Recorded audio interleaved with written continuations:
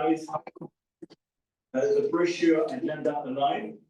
In case President Putin doesn't come to the bilateral meeting or the quadrilateral meeting, and how we strategize on the next steps. I don't want to be longer, and I suggest that the group that here you start framing about the debriefing, and perhaps volunteer and complete as well, because we have a separate call with President Trump. I don't want to be longer.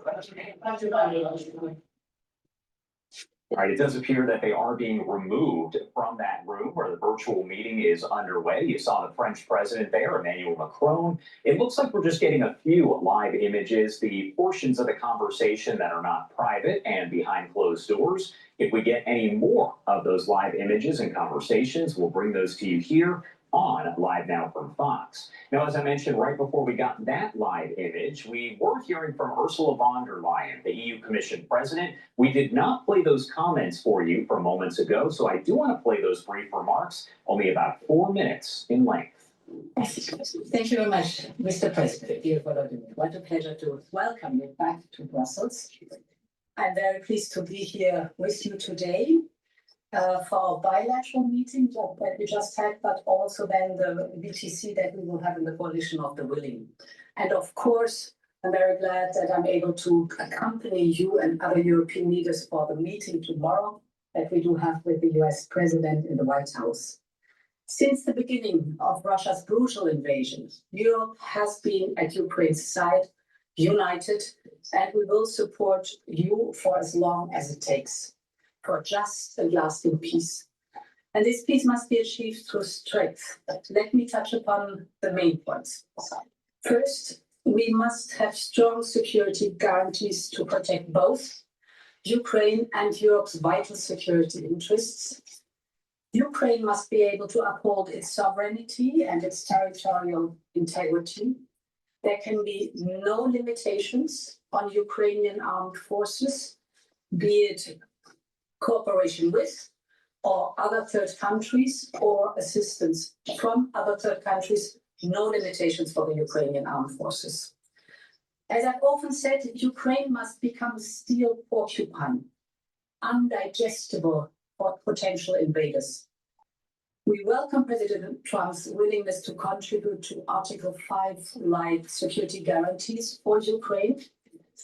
And the coalition of the willing, including the European Union, is ready to do its share. We know that the work of defending Europe is first and foremost our responsibility. And we've been working hard to speed up and scale up as we increase Europe's defense capability.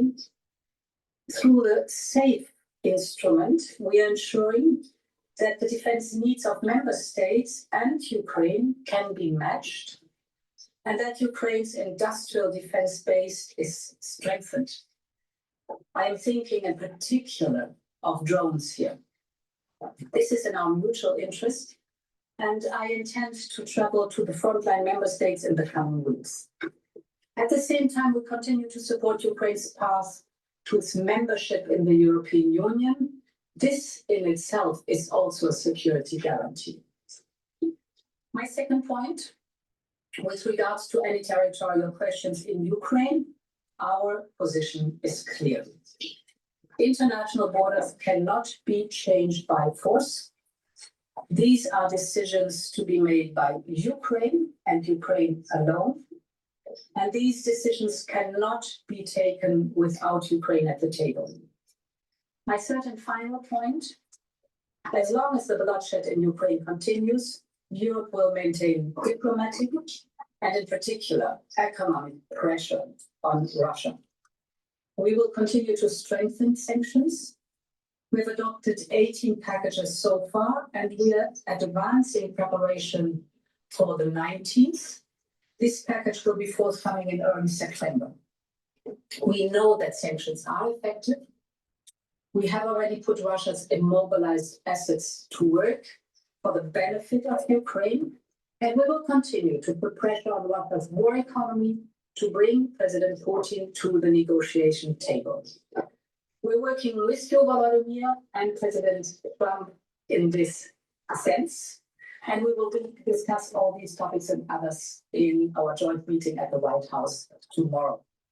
These are challenging times. Only Ukraine can choose its own destiny, but Ukraine can always count on Europe. Thank you so much.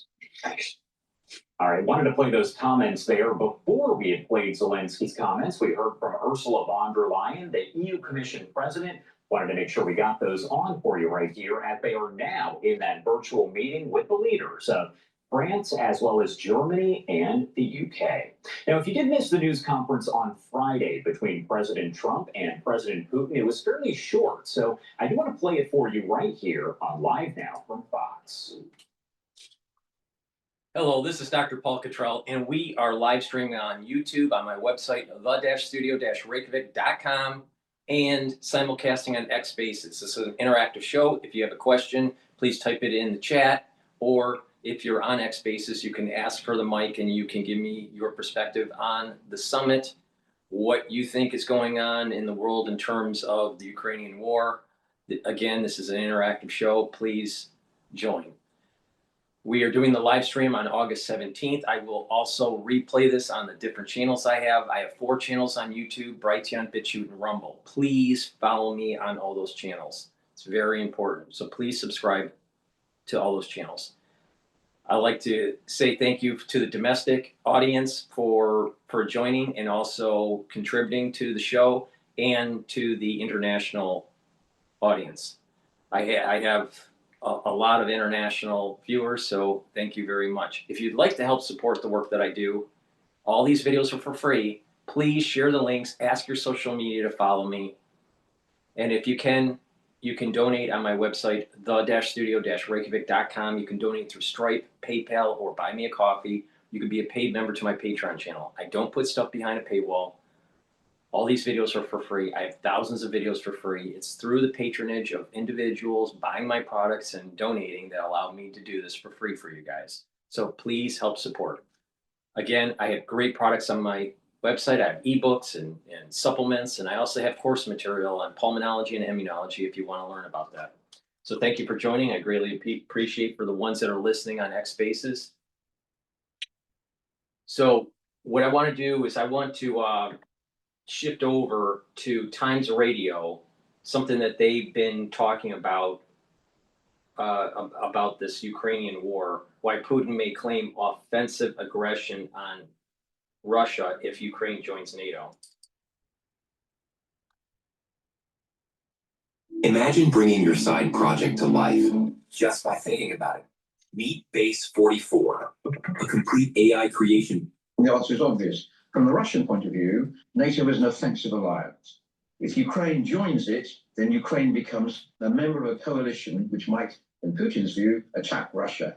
Keeping Ukraine out of NATO eliminates that possibility. President Trump entered Friday's meeting in Alaska, threatening severe consequences if Putin didn't agree to a ceasefire.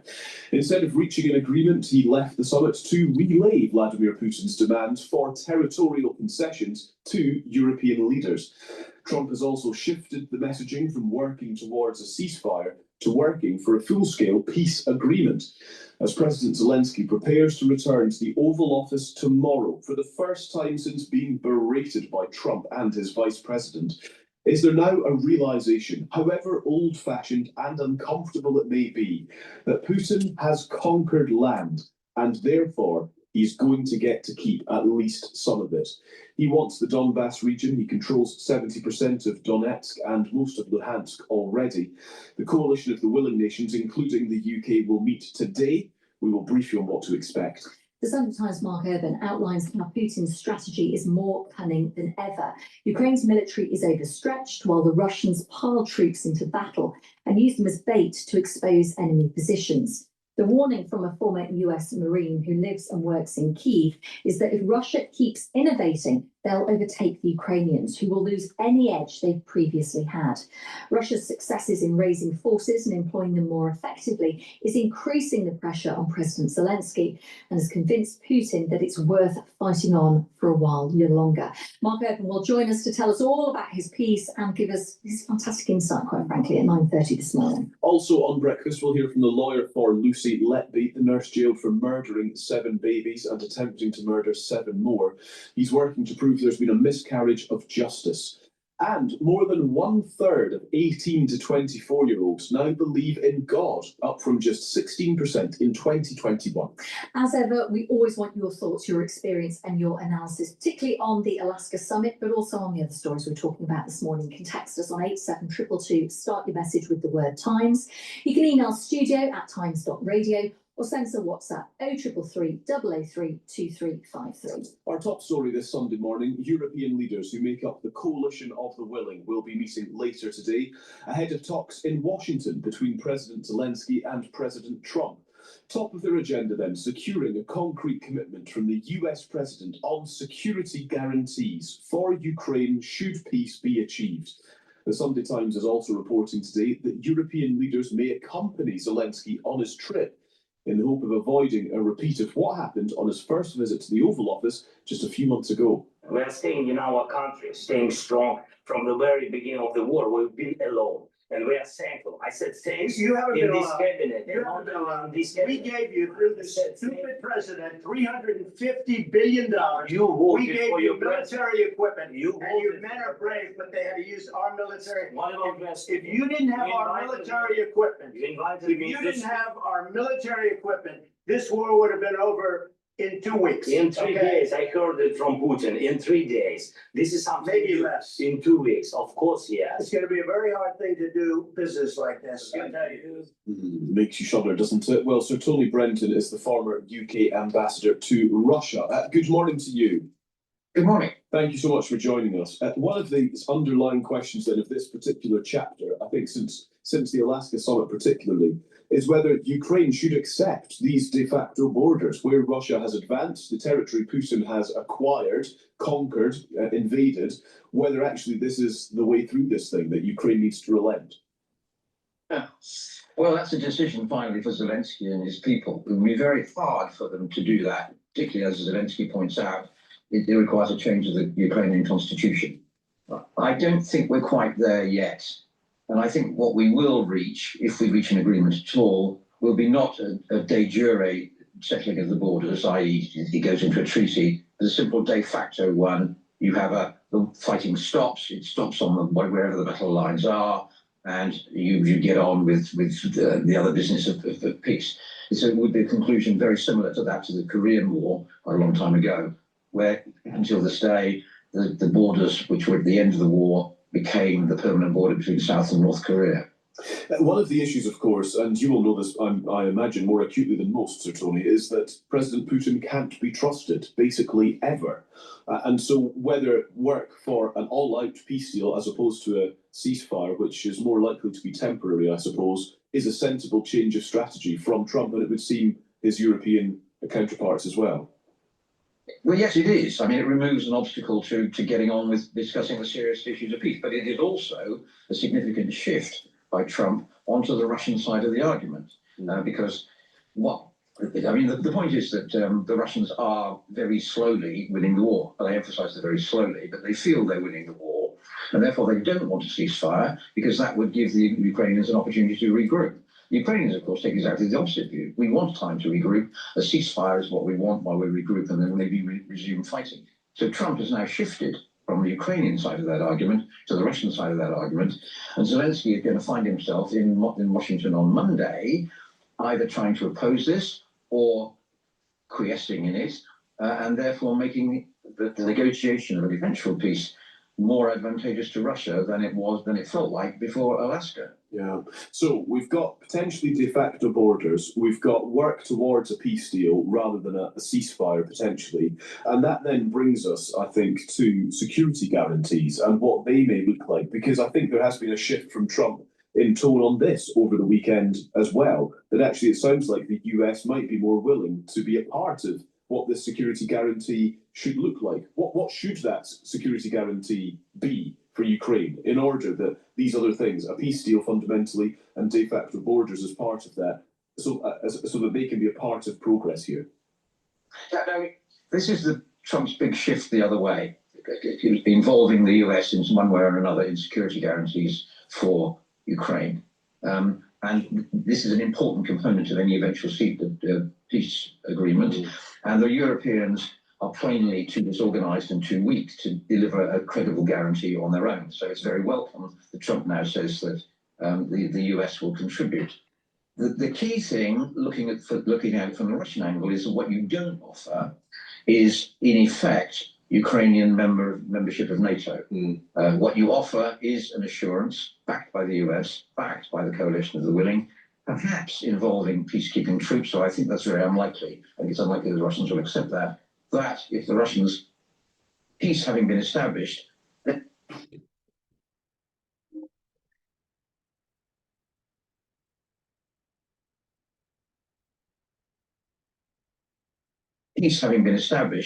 then attack Ukraine again. We will back the Ukrainians. And that must be very welcome to Ukraine, of course. Can you help us understand why that is a difference? Why formal membership of NATO is off the table, but an agreement that basically Ukraine would benefit from the same level of security as though it were in NATO would be more palatable to Putin? Yeah, and the answer is obvious. From the Russian point of view, NATO is an offensive alliance. If Ukraine joins it, then Ukraine becomes a member of a coalition which might, in Putin's view, attack Russia.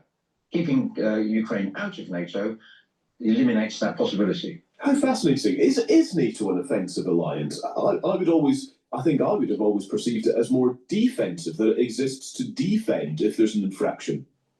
No, you're right. No, I think it's the same. Yeah, of course. NATO was supposed to be a defensive organization to fight against the Warsaw Pact. Now, what has happened since the fall of the Berlin Wall has been an expansion of NATO eastward, but also NATO forces being involved in Middle Eastern operations. Well, NATO was really constructed to be a defensive system, a defensive organization against the Soviet Union. So no, it has at times been offensive, not just defensive. This is the problem. This is like what's happening is that you're almost seeing like almost a revisionist history taking place with the actual history of NATO, especially in the modern time. It's not just defensive. Get real. You know, none of us, like we're all peace-loving Europeans. We don't want to go out and attack people unless they're Serbia. But the point here is that every alliance regards its opposing alliance as offensive or as an offensive threat. And from the Russian point of view, if you look at it from the Russian point of view, the front line of NATO has moved 300 miles closer to Moscow, simply as a result of expansion that has already taken place.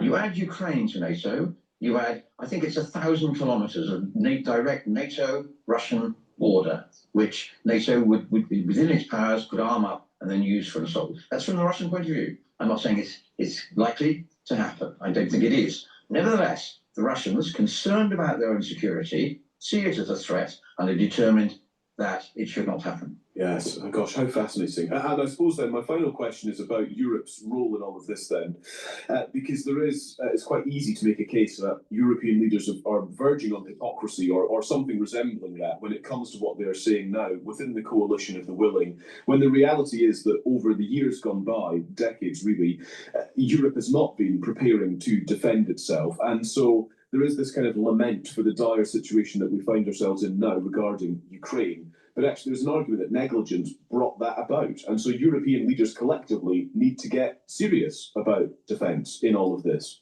Yep. Yeah, see, what the problem was is that the European nations, had, especially their leaders, had a tendency to just think that the United States would just support NATO and allow for free riding to take place by the European nations. That the United States taxpayers were just going to fund NATO and do all of the funding, all of the weapon development, all of the security guarantee. Meanwhile, all these other countries within NATO were doing the free ride, not willing to spend a certain percentage of their GDP to help fund NATO. But meanwhile, what they did was they took that, because money's fungible, and they took that free riding, and invested in their society for free education or free healthcare. They expanded their social services for their citizens within that country, let's say for Germany or for England or whatever, for France. Meanwhile, the American taxpayers were footing the bill for NATO for decades, while the European leaders were not picking up their fair share. Now, all of a sudden, they have a problem, and they're having a hard time deciding, how they're going to deal with it, because they were caught with their pants down. They weren't prepared. They weren't prepared for this. They weren't prepared for some sort of aggression by Russia. But that's the fault of the Europeans. That's not the fault of the United States. The Europeans should have been investing in their defense systems instead of just taking the free riding of the American taxpayer, thinking that they're always going to bail them out. Meanwhile, we have a problem in the Pacific with China and the issues that are going on in the Middle East. So the European leaders need to pick up the ball and be more assertive with paying for their own way in NATO. Now, it is starting to happen, but that's only happening because of Trump. Trump forced them to do it. You had all these other presidents that just let them free ride. It's totally persuasive. It's obviously right. And it's right not only because Europe has the money and the potential to defend itself without American support, but actually, even to maintain American support, we need to do more to look after ourselves. So there are encouraging signs, actually. Defense budgets are going up. There's the commitment to the recent NATO summit and all of that. It has to be said that people like me, weary old cynics, if you like to put it this way, are viewing these signs with a certain amount of skepticism. We have seen, for example, Spain saying, no, we're having nothing to do with this new target. We've got to look after the welfare of our people. We've seen Italy saying, yeah, we'll move towards the new 5% target, but we're going to spend most of it actually on building a bridge between Sicily and mainland Italy. There's a lot of See, that's the issue. flexibility. That's the issue. Right there. What are you talking about with Italy? Wasteful spending that's not solving the problem. See, they thought it was okay for the American taxpayers just to foot the bill. No. Meanwhile, we have problems with our Social Security. Meanwhile, we have healthcare costs going through the roof. And the division between the have and have-nots are increasing in the United States.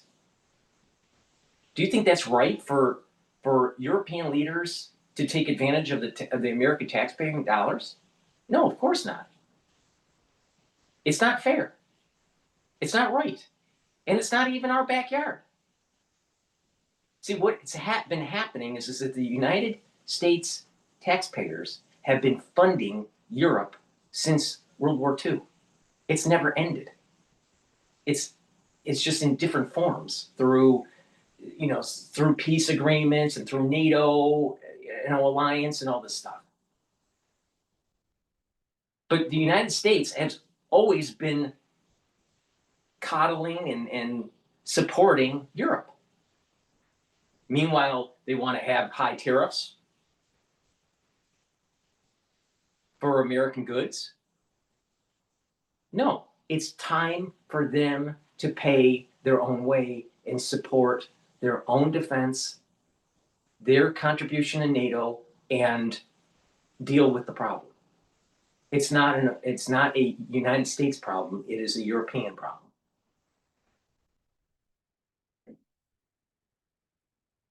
But meanwhile, you have these very socialistic countries within Europe that's just taking their money that they get from the market by selling bonds, taking the money that they have in taxes, and putting it into their society in some sort of social welfare, and not contributing their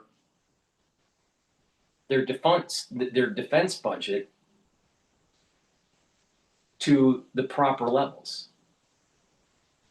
Do you think that's fair? Do you think it's okay for American taxpayers to just keep on footing the bill year after year after year after year after year, decade after decade after decade?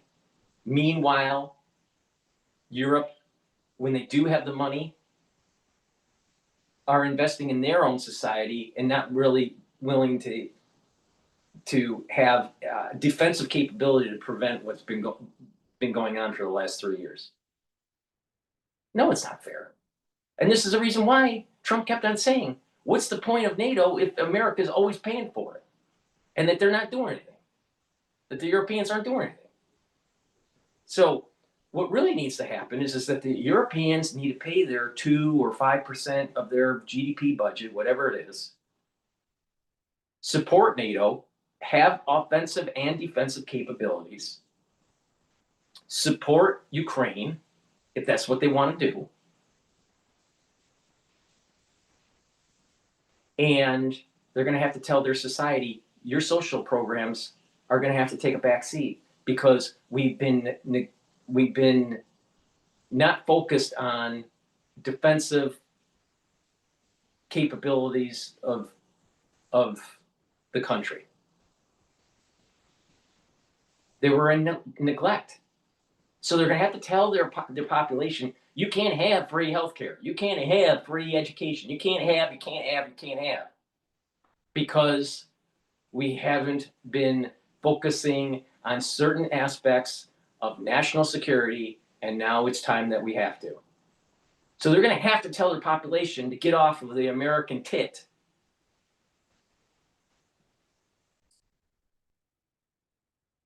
In the newly announced targets, which leave me dubious that there's been a real change of heart in Europe about defending itself. Yeah, and that is crucial. It's really good to speak to you, Sir Tony Brenton. Thank you for your time.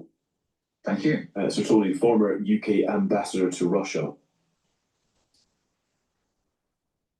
The UK has been having this problem. The Germans have been having this problem.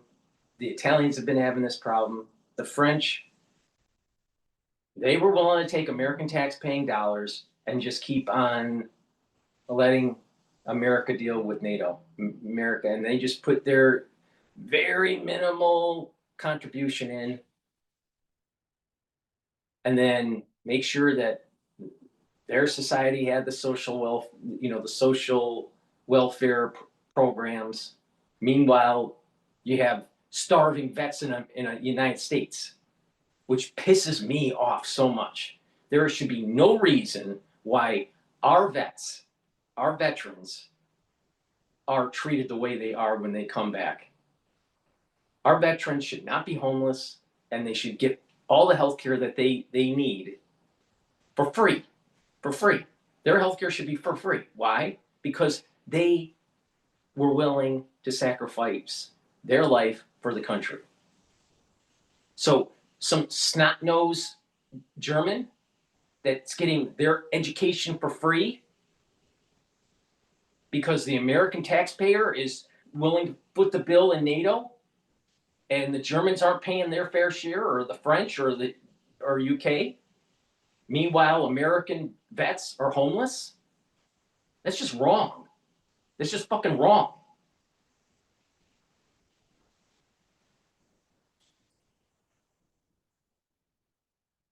All right.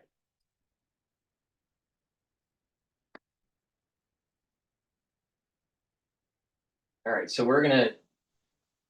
I'm gonna play another Times Radio where it's talking about Trump's ceasefire stance aids Putin's plan to drag out the Ukrainian war. please go to my store, the-studio-reykjavik.com. Help support the work that I do. These videos that I do are for free to give you my perspective on what's going on. We're not going to be talking about the financial markets today because of the whole summit that took place on Friday.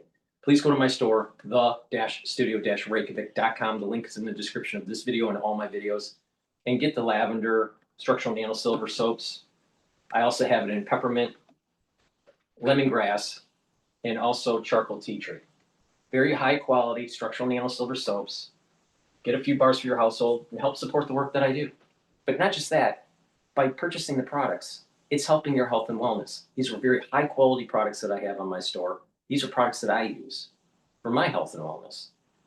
So use discount 5, you get $5 off any order. If you spend $100 or more, you get a free gift until supplies last. Another great product that I have is Clarity Factor. Clarity Factor will help you to concentrate on tasks at work or at home or in school. A lot of people have brain fog. To get rid of that brain fog, use Clarity Factor. Now, what Clarity Factor will also do is help to support your memory. So over time, what's going to happen is you're going to increase your dendritic connections between your neurons. And when you have more connections, you can think faster. You have more clarity. You'll have better memory. And that way, by having that positive neuroplasticity, you're slowing down the aging process. Because one issue with people that are aging is that they have dendritic connections that start to recede. It's actually called depression, but those neurons are depressing, they're receding, and so the cognition isn't as fast. That's why people that are elderly or have neurodegeneration, they start to think slower, they're moving slower, their memory starts to fade. You can mitigate that problem by increasing the dendritic connections. So take Clarity Factor, take it every day, drink it with filtered water, learn new things, read, write, talk to people. Too much screen time is going to put you into a certain wave pattern for your brain function, and over screen time can actually bring down your IQ. You don't want that. You want to be an active person. Being an active person cognitively and physically is going to slow down the aging process. So take my advice, go to my store, the-studio-reykjavik.com, get the Clarity Factor, drink it with filtered water, but also it's a holistic approach on your life. It's about lifestyle. If you focus not just on the supplementation, but just the overall holistic approach, you can slow down the aging process and allow your body to heal. So please go to my store, the-studio-reykjavik.com. All right, let's continue on with Times Radio here. Then upscale your free. There's a lot more concern now that that's going to happen. And there's a feeling that, Putin, by his actions in Alaska and by getting Trump to agree not to an immediate ceasefire, could be buying himself more time for those new tactics to pay off for the Russians. The most read this morning on the Times and Sunday Times app and online is also on Ukraine and how President Putin is demanding that President Zelensky surrenders the Donbass region in the east of Ukraine as the price for peace. Let's get more on Ukraine now with Mark Urban, the Sunday Times columnist and host of the Crisis Room podcast. Morning, Mark. Good morning, Cal. I know you've written for the Sunday Times today about how Putin is exploiting Russia's huge manpower advantage to play a game of deception that is now hard for the Ukrainians to win. Tell us about that, and I suppose put that into the context of this chapter of progress, hopefully, towards peace. Does it seem like Putin is winning, and that's something we're just going to have to accept as part of bringing a resolution to this thing? Well, look, there's been a situation there on the front lines for quite a while, say at least a year after the failure of the Ukrainian counteroffensive, which was a couple of summers ago. And that was stalemate, essentially. Yes, the Russians were gaining ground, but at huge cost to themselves, and generally very small amounts, a kilometre here, a kilometre there, that kind of thing. I think things are changing now, and in a way that's causing quite a lot of concern for the Ukrainians and the Westerners who are helping them out with advisors and other things on the front line. And essentially what's happening and has happened in the last few months, is that the Russians, well, they've always had this numeric superiority. They've always had this willingness to just throw away the lives of their soldiers, you know, and the Ukrainians have relied on ingenuity, you know, determination and inventiveness in the way they defend their land. But things are reaching a more problematic moment now. There's several reasons for that. Firstly, the Ukrainians just don't have the numbers. They've struggled to recruit sufficient soldiers throughout this war. And right now, in those key battlefields that you were mentioning there, I take the stance that I prefer American taxpaying dollars don't go to this Ukraine war. I also think that NATO was expanding too much since the fall of the Berlin Wall. But there's an issue with Putin. And that issue with Putin is that he's not taking the off-ramp for peace. So he's taking this as opportunities to gain more of a land grab. All right. Did we create Putin? Yes. Because of our failed foreign policy by the neocons. But I think that the real game in the world isn't the European theater. It's the Pacific theater. So the Europeans been sucking on the tit of American taxpaying dollars for the last 4 or 5 decades, is dragging us down so we can't focus on the Asian theater, because we have to check China, or China, depending on where you're from in the United States. But the point here is the Europeans are making it worse for the United States in the Asian theater, because we can't focus. Guess what? We need to spend a lot of money in our maritime operations. The Navy is behind. You know, the last time that we had a Navy that was behind was in World War II. My God, it's crazy. So, Ukraine has a problem. You know what part of that problem is? One, they have had a lot of deaths on the battlefield, but not just that. There are an awful lot of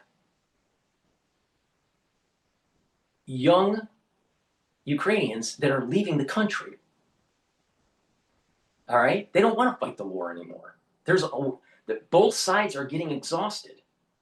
The Russians are getting exhausted, and the Ukrainians are getting exhausted. Now the question is, who has the upper hand on the battlefield? Is it the Russians or the Ukrainians? I think what's keeping the Ukrainians afloat is really this drone warfare, where you don't need as many soldiers, and it's more like it's very reminiscent of what was going on in World War II with the kamikazes, with Japan. Drones are kamikazes. It's just that you don't have a samurai in the plane. It's remote controlled. And so it's changed the way the battlefield is. Now it's moving towards trench warfare, because tanks don't work anymore in a drone warfare, because they're anti-tank. Now, what broke the back of trench warfare in World War I was the tank. So now we're starting to see it kind of like Back to the Future. This is starting to become trench warfare with an element of drones. Now you add in AI and all this stuff that's, I don't think, operational on the battlefield yet, but maybe it is, but I doubt it. But drone warfare has changed the calculus for the Russians. So it's slowed them down. All right? But I don't think that the Ukrainians have enough power to make a true offensive to push back the Russians. So it's a stalemate. Now, are the Europeans really going to put boots on the ground to do an offensive against Russia? Probably not, when Putin is going to be saber-rattling tactical nukes. Donbass, that's the Donetsk and Luhansk regions of Ukraine, mostly occupied. They only manage, the Ukrainians, about 10, 12 soldiers per kilometer of front line. Now, obviously, if you stood them in a line along a kilometer, well, you'd have to put, 100 meters between them or whatever, or 80. Generally, they're deployed in groups of 3 because you have to have somebody on watch all the time. So if you think about that, what you're talking about with 10, 12 soldiers is 3 or 4 bunkers or positions spaced along a kilometre of front. The Russians have been using infiltration tactics in recent weeks, and this caused this so-called breakthrough early last week, where small groups of Russians managed to make their way through these outposts. Now, the dilemma for the Ukrainian defenders, if they open fire on those small groups, the Russians see their positions. The Russians then take out these positions with guide bombs. 1,400 glide bombs were logged in one narrow sector of the front in Donetsk in 1 month, just leading up to the 11th of August. That's the kind of intensity of fire coming down there. And they also use drones. So the effect of this is if you then punch a hole, you take out 1 or 2 of these bunkers across a few sections of front, you start to make gaps. And that's what the Russians were doing in recent weeks. They've also been using new drone units, which are much more effective. Okay, so now the Russians are using drones too. All right. But the thing is that both sides are exhausted. I'm not sure if the Russians have enough manpower to push through. Now, what is part of the whole Russian ethos is that anyone that, whenever they're in a war, they always seem to somehow make it, especially when it's during the winter. All right? And they're willing to take very high casualties. And that goes throughout all of history. So the momentum is probably slightly in the favor of the Russians, but Putin has a tendency to be over optimistic about the battlefield conditions and how it's going to be in the favor of the Russians. So this Donbass issue here that he's talking about, I suspect that it's going to be gain a little bit, then push back, gain a little bit, maybe push back. So I still think it's almost like a stalemate here. But both sides don't have enough to have a true offensive along the whole border between the current Ukraine and this occupied area by the Russians. That's Ukrainian. Neither side can really truly defend the border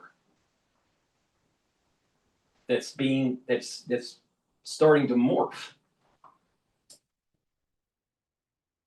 So these developments have got people quite worried because a lot of Ukrainian effort and blood has been spent trying to hold these lines. They have been slowly but surely being pushed back in a number of places, but the rate of loss has not been great, and the Russians haven't been able to make any breakthroughs. But there's a lot more concern now that that's going to happen, and there's a feeling that Putin, by his actions in Alaska and by getting Trump to agree not to an immediate ceasefire, could be buying himself more time for those new tactics to pay off for the Russians. We heard on that note, Mark, from Sir Tony Brenton, former UK ambassador to Russia earlier, on the peace deal, which, overarching it is a good idea. Of course, the determination here is to try and find a way towards peace, so fine. But he described it as a shift onto the Russian side of the argument. Would you share that analysis? See, I think the problem with the United States, before Trump went to the summit, Trump was stating to the world, and especially the financial markets, that further sanctions were going to take place, and that they were going to be they were going to be secondary sanctions, and that would be on China and on India. All right. So there was a little bit of a concern in the financial markets because of this, because of the other tariffs that are added to India and China. So we've already sanctioned Russia to hell. All right. So there's not much left there. But going after countries that purchase their oil or countries that purchase their weapons, like India, or countries that help with the war effort for Russia, could be tariffed and sanctioned. All right. The problem comes in is that it's those additional sanctions or tariffs on Russia, on China, and on India cause such turmoil that in the financial markets that it's not a good quote weapon to use or a tool to use to try to choke off Russia. So I think what's happening is that Trump is talking to the Saudis, and the Saudis are trying to bring down Brent crude. So Brent crude is starting to sell lower. It's in WTI. So that's the US side of oil trading. So Brent crude and WTI crude are selling lower, below their recent trading range, to try to reduce the amount of money that Russia is getting on the black market from China and India. So if Brent is trading at 65 and Russia's selling it at, let's say, 55, right? There's this arbitrage that India and China are getting. But the lower you bring that down, then that less of an arbitrage and less money will be actually going to Russia. So there's an oil play that's going on here. And I think that the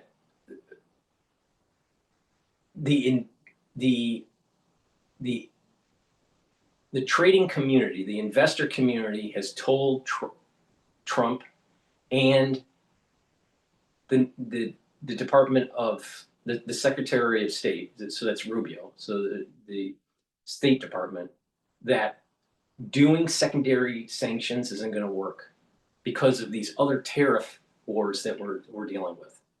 So there's a two-front thing going on with Trump: tariff war and the secondary sanctions that he can't. He's limited on what he can do. All right, so he's working with the Saudis to try to bring down oil. What's OPEC Plus doing? They're raising production. All right, so they're trying to drive the price down. Now, I watch oil markets very closely. This is the take that I think is happening. All right, so instead of Trump doing the secondary sanctions, he's trying to drive down the oil. Okay, now before Trump went to the summit, he kept on bolstering, we're going to do secondary sanctions and we're going to be more forceful. Investor community says, well, wait a minute, you can't do that. I'm sure Bassin, sat down Trump and said that might be a problem. I'm sure Lugnick said, that's starting to become a problem maybe with the tariffs with India and China already. All right, may cause problems with the bond market. At the same time, what happened with economic data, inflation is starting to slightly creep up in the PPI, not so much on the CPI index, but the PPI seems to be creeping up. Annualized inflation for this year is projected to be 3.1 or 3.33. Expectation is 3.9 from the University of Michigan data. So all of these points of data are telling Trump, you have to be very careful about the secondary sanctions. So he's at the summit. He's seeing that Putin isn't willing to back off, and that he wants, quite a bit of territory that has been gained during this war, especially the Donbass region. And Trump's saying, well, wait a minute here, this is not going to be a ceasefire, and that this is the can is being kicked down the road, and there's going to be this trying to get a peace agreement, which is harder than actually a ceasefire. So Trump gets a pass by saying, well, I'm working with Putin, and we're trying to do a peace agreement. So we're not going to do secondary sanctions, even though Trump said he was going to do the secondary sanctions. So what has happened is that now the summit has been a success for Trump in Trump's eyes, because he got out of a situation where he painted himself into a corner. He said he was going to do secondary sanctions on India and China, and he really can't. And he uses the summit as a means to, I'm pursuing peace, and we're going to try to go down the road of a peace agreement. But we have to work with the Europeans and Ukrainians. So now no one's talking about secondary sanctions. See, Trump said something and couldn't really do it because the powers that be basically said this ain't going to work. And now he had to back off and save face. And that is an element of the summit. So in a way, it was successful. He's mastered the marketing of pursuing peace, and he was able to back off on the secondary sanctions on India and China. So that's, I think, behind some things that are behind the scenes, because there's an economic element to this.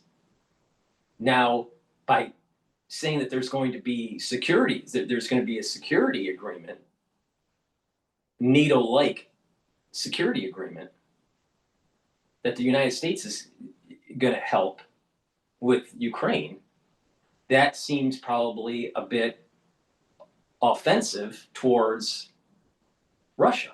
So Putin's going to say, well, wait a minute, now this is starting to, become a little bit more aggressive. Now the question is, will Putin see if Trump is playing chicken or not? My take on this, and I've been a supporter of Trump for all three go-arounds for the election. Trump has always chickened out when it came to having to go kinetic. Now, people would say, that's not true. He bombed the nuclear facilities. He didn't knock out the defense systems. It was Israel that knocked out the defense systems. That was the harder part of the operation. See, the Israelis did it, knocked out the defense systems in Iran, so the B-2 bombers can come in. Those B-2 bombers probably would have been blown up if it wasn't for the defense systems to be knocked out. So the reality of the situation is Trump will only do something if it's like low risk. The Houthis, when he was bombing the Houthis, they're literally in the Stone Age. And we kept on bombing and bombing and bombing. And then he says that he had some sort of a peace agreement saying that they want, a ceasefire. That wasn't the case. What the reality of the situation was is that the bombs that we were dropping were so expensive and we had a low supply of them that we couldn't afford bombing them anymore. Literally can't afford it, and we didn't have enough in our inventory. That was the real story. And then you don't hear anything about the Houthis now. So you really think that Trump is going to go toe-to-toe with Putin? So Putin knows this. So Putin is going to say, you know what? Trump always chickens out. He chickened out on the tariffs. He's chickening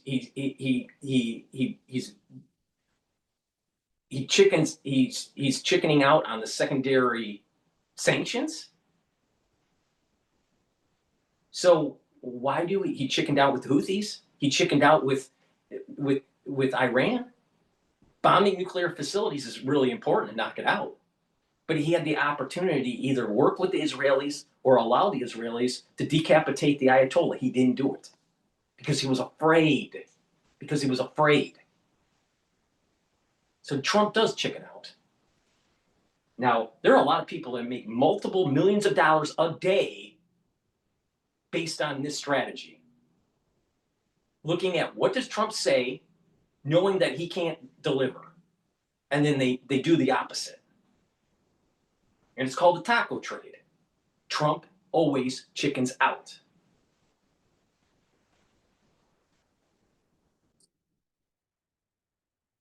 Interesting the way the issue of a ceasefire has kind of yawed back and forth during this war. If you go back a while, late 22 through 2023, Zelensky was against a ceasefire because he felt that it would stop him regaining those occupied parts of his country.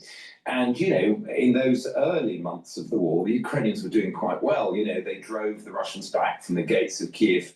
They liberated a lot of Kharkiv province, and then they had progress in the south as well.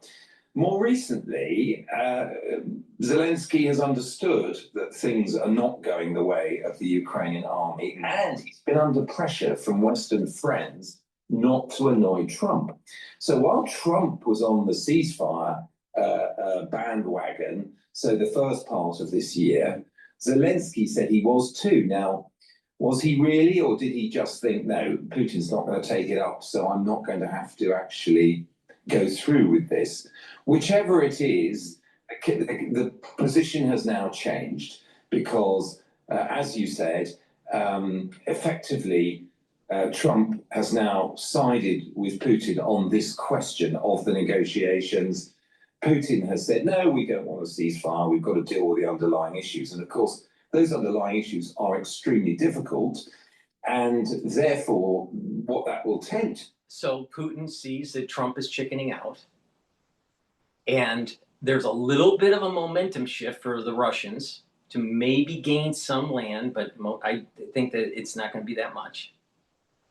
The Europeans are going to have to fund more of the war and issue materiel to the Ukrainians, but the Ukrainians don't have enough soldiers. And so this is going to continue on until the end of the year and to see what happens. See, Trump is he has an aversion to death. You notice this. He's talking, I'm trying to save death. I'm trying to save lives. He has an aversion to it, especially American soldiers. And I can understand, you know, you're the commander in chief and you don't want your soldiers to die. I get that. All right. But let's go back to the Vietnam era when he was at an age to be serving in the military during the Vietnam era. What did Trump do? He tried to get a bone spur. He was basically saying they had a bone spur on his foot and he couldn't serve because he was afraid of death. Now, there's about, I don't know, 58,000 soldiers that died in the Vietnam era, during Vietnam. Well, we had hundreds of thousands of soldiers there, so the probability of dying from Vietnam was low. There were a lot of soldiers that died, but the thing is that in terms of other wars, Vietnam was nothing. All right, but he was afraid. This is going all the way back to in his late teens, early 20s. Afraid to serve. Now, my father was not afraid to serve. He served in the army during that era. He enlisted. So, I mean, there are people that it's like, you know what? You can see going all the way back to the early days of their adulthood life, right? And you can see what kind of person they are.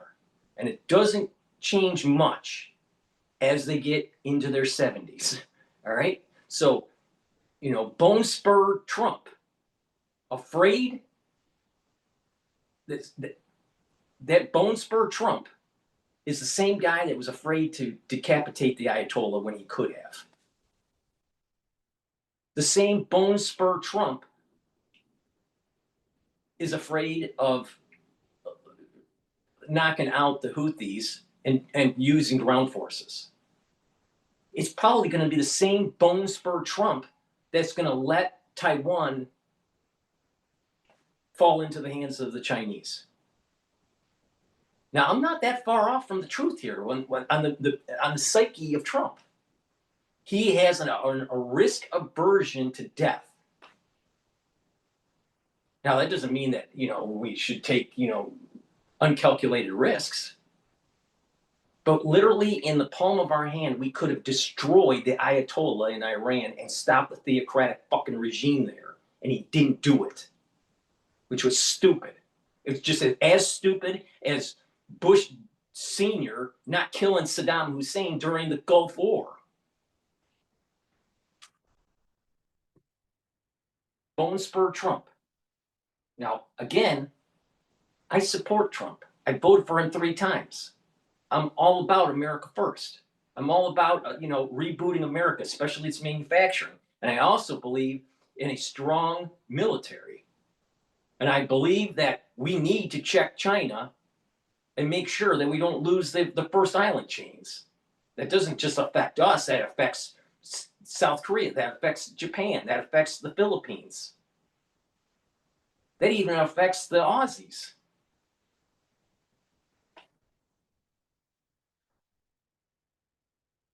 Bone spur Trump. Is you're going to need a lot more time to negotiate the fundamentals, even assuming you can do that successfully, and time is on the Russian side. Yeah. So that's the really difficult position that comes out of this summit.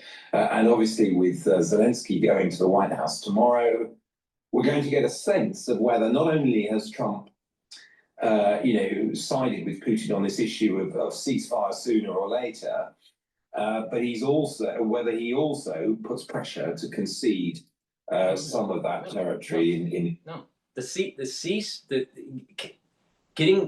not focusing on the ceasefire and just doing the peace agreement opened up the opportunity for Trump to save face because he couldn't do the secondary sanctions on India and China.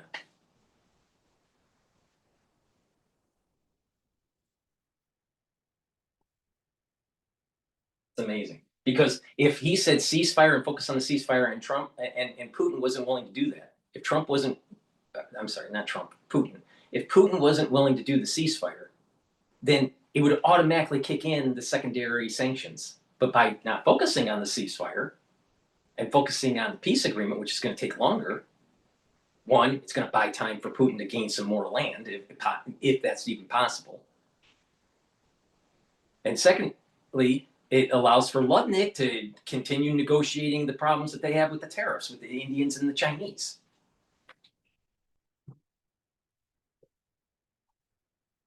to be Ukraine. Yes, and I want to ask you about this too, because I just felt reading around this morning that there's almost an unshakable, developing, growing consensus that actually this is just the inevitable result of war, that somebody who invades in the way Putin has and occupies land, comes close to conquering whole regions and areas, that actually the reward, in inverted commas, for the invader is that they keep the land. That is the tale as old as time itself of war. That is the purpose of what Putin has been doing here.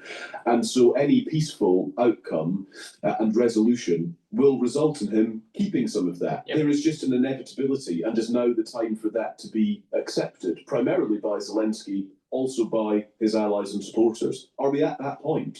Almost. Almost. Good Lord. The dream was travel and freedom, but the reality is just work in different time zones. You know what ruins a vacation? It's not the flight delay or the overpricing.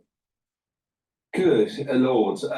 Well, when you say it's a tale as old as time, oddly enough, I just on a video for the Times YouTube channel about the rules, the so-called rules-based order. Now, broadly speaking, between the end of the Second World War and, well, when would we judge it? Maybe 2014, when Putin moved his people into Crimea and annexed Crimea, part of Ukraine as well. The accepted principle was you don't solve territorial disputes by force. In a way, that was the big learning of the Second World War, that if you let someone like Hitler get away with what was going on in the late 1930s of gobbling up bits of his neighbours that he wanted to take over, you're going to have just a bigger war, a bigger conflict. And so for a long time after the Second World War, certainly as far as the superpowers were concerned, there were wars in parts of the world.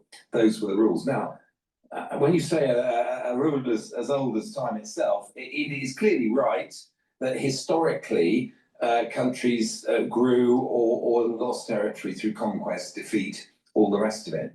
I think the big problem for the Ukrainians, and this has been evident since the failure of their counteroffensive, which is actually pretty much 2 years ago now, is that they cannot retake those lost lands. So that's about 20% of Ukraine that's occupied by the Russians. The Ukrainians have lost a lot of soldiers too, nearly as many as the Russians, but you know there are some estimates that say that the Ukrainians have lost more than 100,000 soldiers trying to defend their country and trying to regain the lost areas of the country. So I think the This lesson learned. idea- I think the lesson learned for the neocons is to realize, you know what? The expansion of NATO caused Putin to rise up and have this stance to try to get land back and try to reconstitute the Soviet Union. Is he going to reconstitute the Soviet Union? No, it's not going to happen. All right, but he's going to chip away at Ukraine. Now the question is, because of his age, will he continue to try to have a war effort in this front? Probably not, because I think that the Russians are exhausted. So I think this is going to be the end of it. But the lesson learned from for the neocons is this is what happens when you have when you missed an opportunity when there was a monopolar world after the fall of the Berlin Wall, and the major hegemonic power, the only superpower left standing was the United States. What did we do? We ended up having a never-ending war in the Middle East because no one could check us. And what did we do? We ended up expanding NATO. And over time, Putin starts to rise up, right? Gets more power. He moves up the ladder. And now there was this moment in time that he was able to chip away at the land. Chip away at the land under Obama, chip away under the land, under Biden, and now even under Trump. Now Trump will say, I didn't start the war. If this war was happening while I was president, it would have never started, blah, blah, blah. It doesn't matter. You're the president now. Fix the fucking problem. I hate people when it says it's not my problem, or I don't know how, or I can't. I hate people like that. The reality of the situation is this. The neocons' strategic move, going all the way back to the fall of the Berlin Wall, failed. And this is the end result. So it's not really Putin. It was this perma-bear idea of taking the Russians' resources and turning them into some sort of democracy, but it would have been, with a major restructuring of the state assets, and that the international community would come in and buy it. What really happened was there was the Russian Federation. There was the kind of like a retooling of the KGB under the FSA, I think it's called. And you have a lighter version of the Soviet Union. All right, that's a little bit more open society, but not fully integrated into the world economy, run by a KGB guy. All right, that's not what the United States wanted. With the the state assets were sold off to the oligarchs. What the United States really wanted was Western powers in the private sector buying those assets. But that didn't happen. So the whole neocon strategy against Russia post-Berlin Wall falling has been a failure. They should have had more open arms, and try to integrate them into the economy in a peaceful way, instead of always thinking that Russians are bad. Look around the corner, Russians are bad. This is the problem with the intelligentsia on the East Coast in the United States. They teach this crap in these elite schools that Russia is always going to be some sort of adversary to the United States constantly. And so we created Putin because of that. We sent signals going all the way back to 91 that this was it. And meanwhile, you fast forward to 2025 and we're going to have a fucking war with China.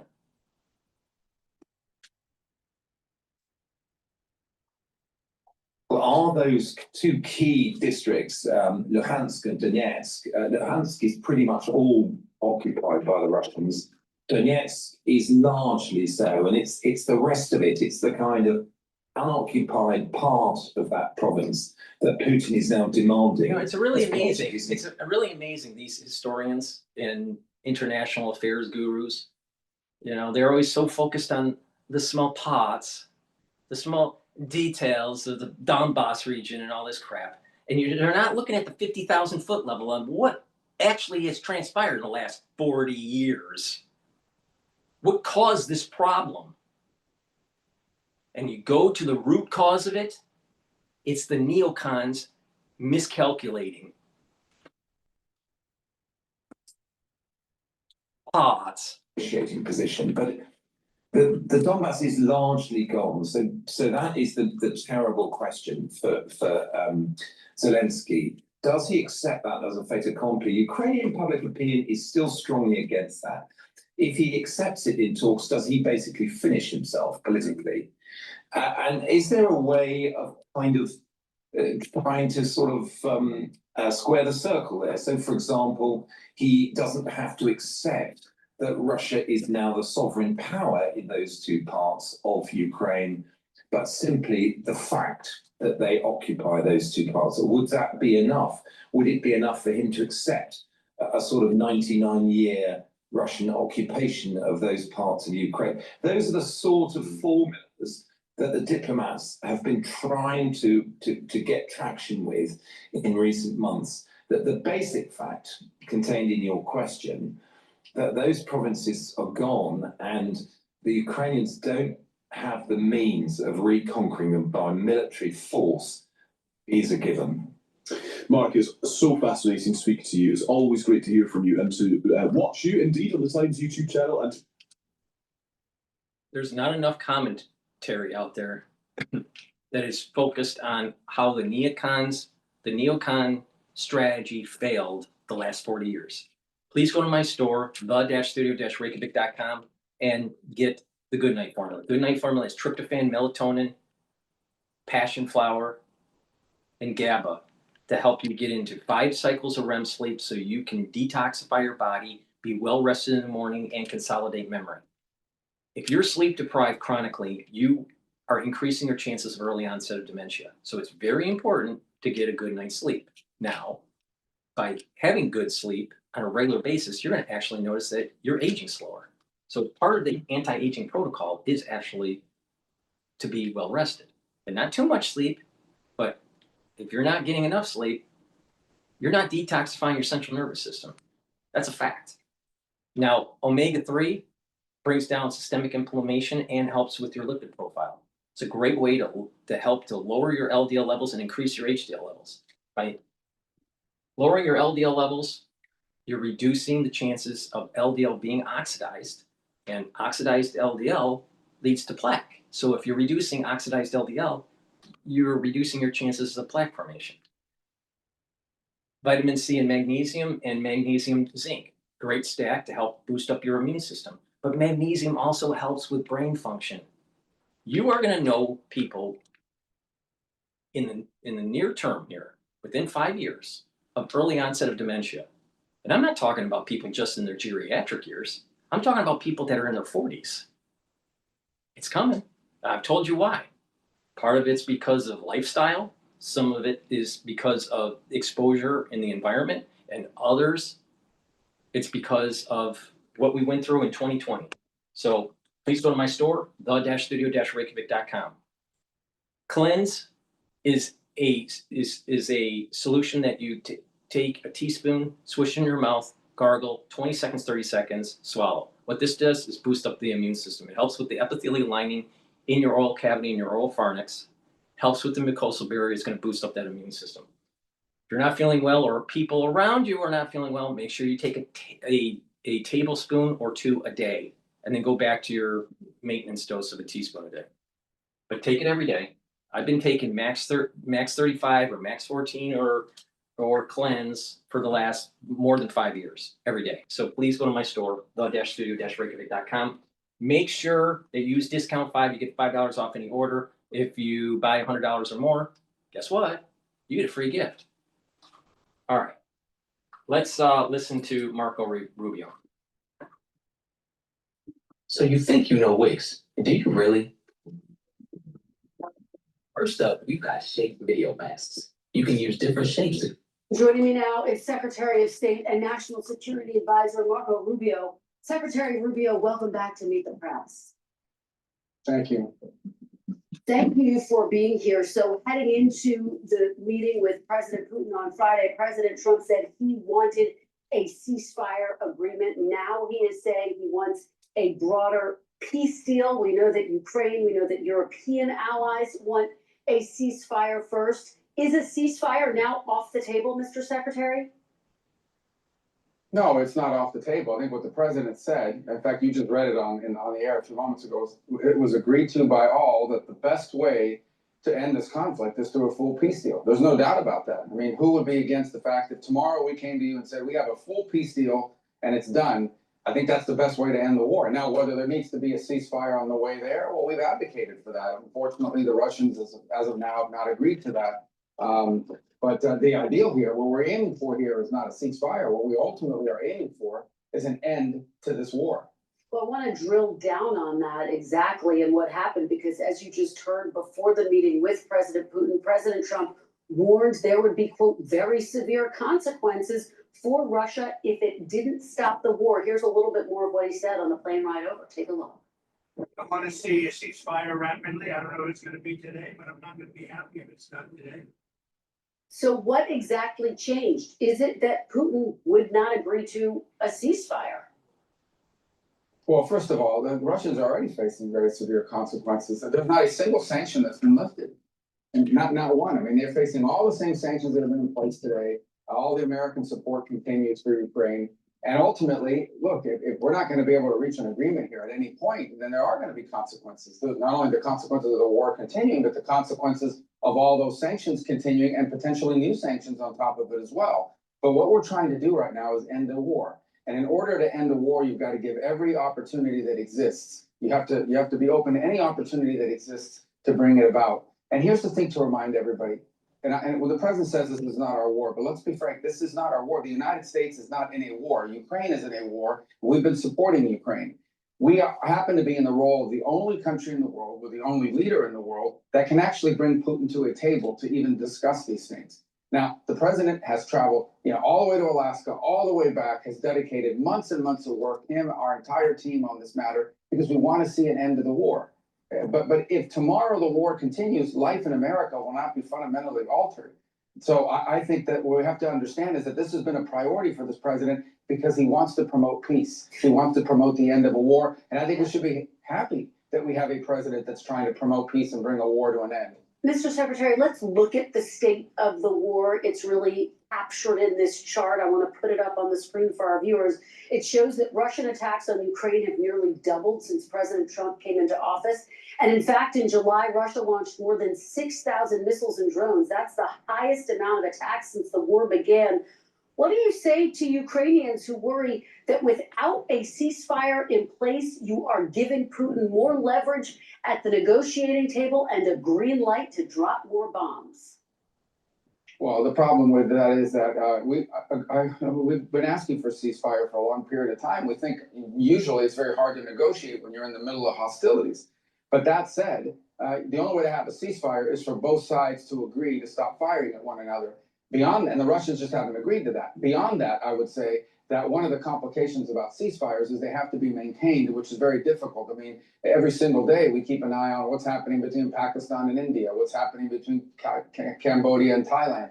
Ceasefires can fall apart very quickly, especially after a 3.5-year war like what we're facing now. But I don't think anyone disagrees that the ideal here, what we're aiming for is not some permanent ceasefire. What we're aiming for here is a peace deal. So there's not a war now and there's not a war in the future. But why not impose more sanctions on them and force them to agree to a ceasefire instead of accepting that Putin won't agree to one? Well, first, I think that's something that a lot of people go around saying that I don't necessarily think is true. I don't think new sanctions on Russia are going to force them to accept the ceasefire. They're already under very severe. Russia already has sanctions on them, and any further sanctions are going to do very little. This is the reason why Trump was talking about secondary sanctions. The problem with that is that you have the tariff war that's on top of it that causes problems for the financial markets. So we've already used the tool in the toolbox for sanctions. You can't add more. Sanctions. I think that should be, you could argue that that could be a consequence of refusing to agree to a ceasefire or the end of hostilities. But there is no evidence that more sanctions, because sanctions take months and sometimes years to bite. And we may very well wind up in that place. I hope not, because that means that peace talks failed. But we have to give every opportunity for peace a chance in this particular case. And that's what we're trying to do here. And so those options remain to the president. The minute he takes those steps, all talk stop. The minute we take those steps, there is no one left in the world to go talk to the Russians and try to get them to the table to reach a peace agreement. So that moment may come. I hope not, because I hope we get a peace deal. But so, Mr. Secretary, a lot of people have heard President Trump threaten sanctions for months, and they are wondering, are they empty threats? Why hasn't he punished Putin to date for this war since taking office? Well, again, every single sanction that was in place on the day he took over remained. And the impact of all those sanctions remain. You know, when the Russians landed in Alaska, they were there to refuel. They had to offer to pay in cash to refuel their airplanes because they can't use our banking system. They face consequences every single day. But the bottom line is that has not altered the direction of this war. That doesn't mean those sanctions are inappropriate. It means it hasn't altered the outcome of it. And here's what we do think is important, and that is that we end this war. To end this war, you have to be able to engage with the Russians. As much as people may not like it, as distasteful as people may find it, the only way to end this war is to get the Russians to agree, as well as the Ukrainians, but the Russians to agree to a peace deal. And the minute you issue new sanctions, your ability to get them to the table, our ability to get them to the table, will be severely diminished. That moment may arrive, but when it comes, what you're basically signaling is there is no opportunity for peace at this point. So just let's put on more sanctions and allow more people to get bombed and more people to be killed. And that's what we're trying to stop. So, Mr. Secretary, what will Russia have to give up? What concessions will Russia, the aggressor, have to make as a part of this peace agreement? They're going to have to give up land. Well, that's what these negotiations are about. And as you can imagine, everybody goes into a negotiation wanting 100% of what they want.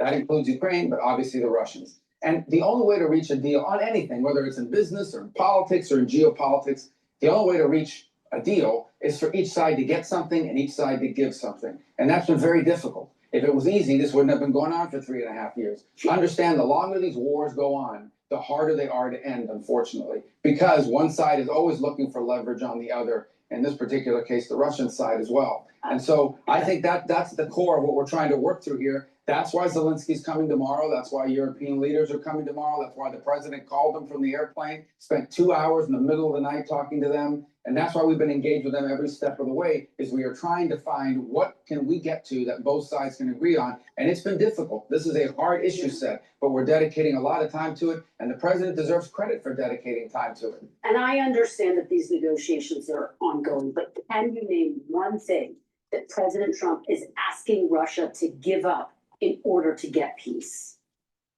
Well, I'm not going to disclose those things, because if we do, then you can imagine our negotiations could fall apart. These negotiations, look, I know everybody wants to know what's happening, and to a certain degree that's important. But what's more important is that these negotiations work. And for us to run to the press, like you see these leaks sometimes that are completely inaccurate, and in many cases, sometimes you see leaks out there that undermine the negotiations. Okay, these negotiations, in order for them to be successful, require for us to allow both sides to agree to potential concessions or discuss potential concessions without it finding its way in the public sphere and creating all kinds of internal problems for one country or the other country.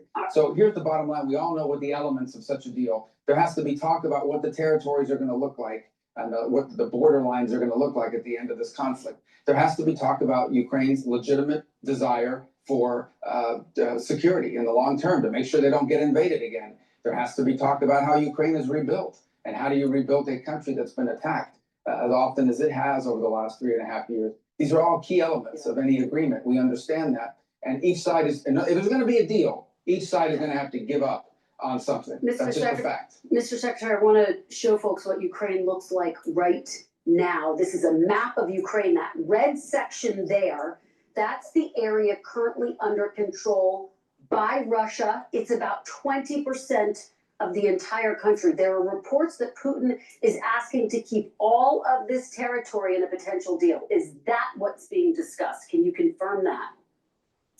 Well, I can confirm that he's given speeches in which he has said that repeatedly. So he's asking for that now in these private conversations? Well, look, ultimately, if that, the Ukrainians are not willing to give that up, and no one's pushing Ukraine to give that up, and so I don't think that's what, if there's gonna be a peace deal, it's not gonna look like that. But he certainly is he's certainly making demands, he's certainly asking for things that the Ukrainians and others are not willing to be supportive of, and that we're not gonna push them to give. And the Ukrainians are asking for things that the Russians are not gonna give up on. I know this sounds, I know everybody wants to have more detail, but we're trying to have a serious negotiation here and see if we can find any middle ground between two warring parties in a very difficult war where the Russians feel, as they always do, like they have momentum on their side, and the Ukrainians have been incredibly brave in fighting back. And in the defensive posture they've taken, the Ukrainians have inflicted a tremendous amount of damage on the Russians. I think last month alone, 20,000 Russian soldiers were killed in 1 month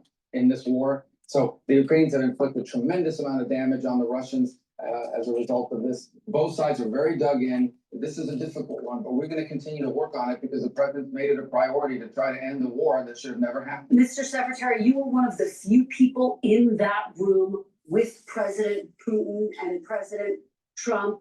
You got to look him in the eyes. Do you believe that President Putin believes in Ukraine's right to exist based on what you heard and saw? Well, look, I wasn't playing any of those games about looking people in the eye and trying to read their minds. I'm reading actions. And that's what we're looking at is actions. What will you agree to? What will you commit to? And what will you follow up on? And in order for this war to end, Russia will have to take actions. Ukraine will have to take action. Ukraine's partners and allies will have to take actions as well to enforce that peace in the long term. That's what we're interested in. Not all, I get all the drama around this stuff, but at the end of the day, we are talking about a war in which people are being killed and maimed every single day, in which a country has been dismembered by 20%, as you just pointed out. And it's really important to bring this war to an end. This war doesn't get better. It gets worse as time goes on. Yep. It gets worse. It actually threatens to spill over into other areas. So it needs to be stopped. That's why the president's made it a priority. And that's what we're focused on. Concrete actions by both sides, especially the Russian side, to bring this conflict to an end. And we're going to do everything we can to make it happen. Is it possible? I don't know. But we're going to try. We've spent a lot of time on this issue. We have a lot of other issues to focus on. But the president's made this a priority, and he deserves credit for that. Mr. Secretary, a couple more questions, and we're almost out of time. NBC News is reporting this morning that NATO-like security guarantees for Ukraine were discussed as a part of this agreement. Can you tell us what role would the United States play in such a security agreement? Well, there'll have to be some security guarantees for Ukraine, right? I mean, it's one of their fundamental demands is that if this war were to end, they have to make sure this never happens again. They don't want to get reinvaded. They don't want to wait 3 or 4 years from now and find another, war on their hands. So there's going to have to be some security guarantees as part of it. How that's structured, how that's built, what our role will be, that'll be the kinds of things we'll have to work through. But again, that is going to be a key element of this deal. And it is something that in order for there to be a peace, the Russian side is going to have to accept that Ukraine is a sovereign country that has a right to defend itself and has a right to enter into alliances with other countries to defend itself. How that's constructed, what we call it, how it's built, what guarantees are built in there that are enforceable, that's what we'll be talking about over the next few days with our partners who are coming in from overseas tomorrow for a series of meetings. And in the days to come, we had a long phone call about this yesterday with several of the national security advisors from various countries in Europe. Mr. Secretary, I want to play something you said about President Putin. This was right after the invasion in March of 2022. Take a look. This guy lies, habitually lies. He's never kept a deal he's ever signed, and he lies all the time. And I don't know why, but he plays this like a violin in the West, because the West wants to believe that you can cut a deal with everybody. You can't cut a deal with guys like this. He's a professional, experienced liar. Mr. Secretary, given that, what makes you think that if you are able to reach a deal with President Putin, that he would stick to it, based on, as you just said, he's a liar? Well, that's the point. That's why the deal has to have enforceable mechanisms in it. That's why the deal has to have things like security guarantees. That's the point I was making a few minutes ago when you were asking me about looking someone in the eye. What's important here is actions, not words, not paper, document. Those are all important. Those are elements of a deal, but they have to be enforceable. They have to be verifiable. They have to be enduring. There's no point here in signing a deal that's going to be violated in 3 or 4 months. There's no point in doing that. It actually would make things worse. So that's why this is such a difficult thing. Not only do you need a deal, you need a deal that's verifiable, that's enforceable, and that's enduring. If you don't achieve that, then I think you could have a ceasefire for a few months, a few weeks, and then the war will start again and more people will die. That's not the outcome we're interested in. That's not the outcome anyone wants. So that's why this is so difficult. All right.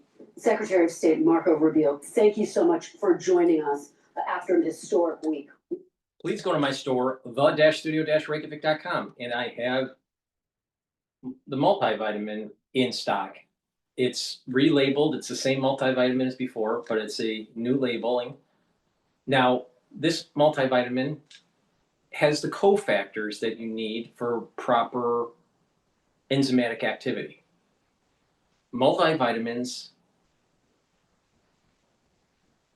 are, they bind to a enzyme, and they act as a cofactor, and it changes the actual structure of the enzyme so it will perform better. So when you take a good multivitamin, you're going to have better enzymatic activity and better cellular processes. So this multivitamin is very easy to digest, and it's a base or a foundational piece for a health protocol. So the two foundational pieces are the multivitamin and a probiotic, and then you start building off of that. This, again, multivitamin has the cofactors for enzymatic activity. All right. Now it has a pretty extensive profile for the multivitamin that you can read the label on the screen or read the label on my website, the-studio-reykjavik.com. But it's important to build off of this. And when you build off of it, not just are you getting the essential vitamins that you need as cofactors for enzymatic activity, but you add this to a larger protocol, you're slowing down the aging process. All right. So there's two thoughts here in health and in wellness. All right. There's two thoughts here. Just one thought is, okay, just take the vitamins and the minerals that you need to reach the daily allowance or just for proper health. And that's fine if that's what you're looking for. But if you stack this the proper way, if you build a foundation and a holistic approach, and you build off of that, what's actually going to happen is that you're giving the nutrients to your body, and you're sending the microsignals into your body that actually will slow down the aging process. So when people say, well, I'll just take a multivitamin and that's it, or they take a vitamin or a supplement and that's it, that you're doing it wrong. You're just doing it wrong. It's not going to slow down the aging process and let the body heal. You're just giving the nutrients that the body needs, but you're not, creating all these microenvironments. Your body is a very complex system biochemically, and it's not just one chemical. There are many intermediate chemicals. There's many different breakdowns of certain chemicals and how there's feedback loops. Biochemistry is a fascinating subject. It's a very complex subject, all right? So when someone says they just only take a multivitamin, well, that may be beneficial to you, but is it really are you maximizing all the benefits from it? And in most cases, people are not. So if you pay attention to how to maximize the max benefits of supplementation through stacking, you're going to actually notice that your body is healing and you're slowing down the aging process. I'm in my 50s. I'm very fit. All right. So please go to my store, the-studio-reykjavik.com. Pay attention to the protocol that I do for myself and integrate it into your own lifestyle. And you're going to notice that you're getting healthier. Your endocrine system is going to go into homeostasis. Your immune system will be boosted up. Your brain function will be better. Your cardiovascular health will improve. Your bone density will improve. Your musculature. These are all important features to slowing down the aging process. So just pay attention to me. I've been doing this for a long time. So this multivitamin, again, is in stock. Use discount 5, you get $5 off any order. Now another foundational piece with the multivitamin is a good probiotic. I have 2 probiotics. I have the one in the powdered form and one in a veggie cap form. I usually take the powdered form because I take a lot of different powders to mix with my lunch. But this probiotic, super important to take because it's going to help with your immune system. Your gut biome is going to improve. You're going to be able to absorb your nutrients better. You're going to have a thicker mucosal lining in your gut.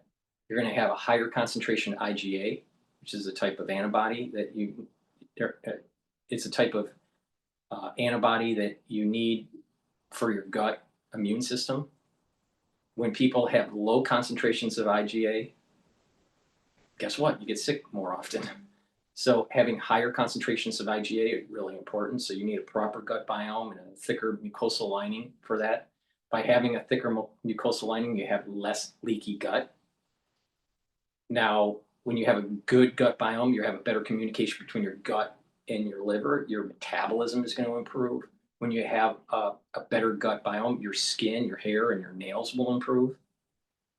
And with a better gut biome, you'll have a better communication with your brain and brain function. You will sleep better with a better gut biome. You'll have less brain fog. You'll be able to concentrate better. You'll be less irritable. So please go to my store, the-studio-reykjavik.com, and get this probiotic or the veggie cap version. But having a foundational supplement stack and you build off of that is really important. And that foundational piece is the multivitamin and the probiotic. Take them together, super important. Please go to my store, the-studio-reykjavik.com. You get $5 off any order. If you spend $100 or more, you get a free gift until supplies last.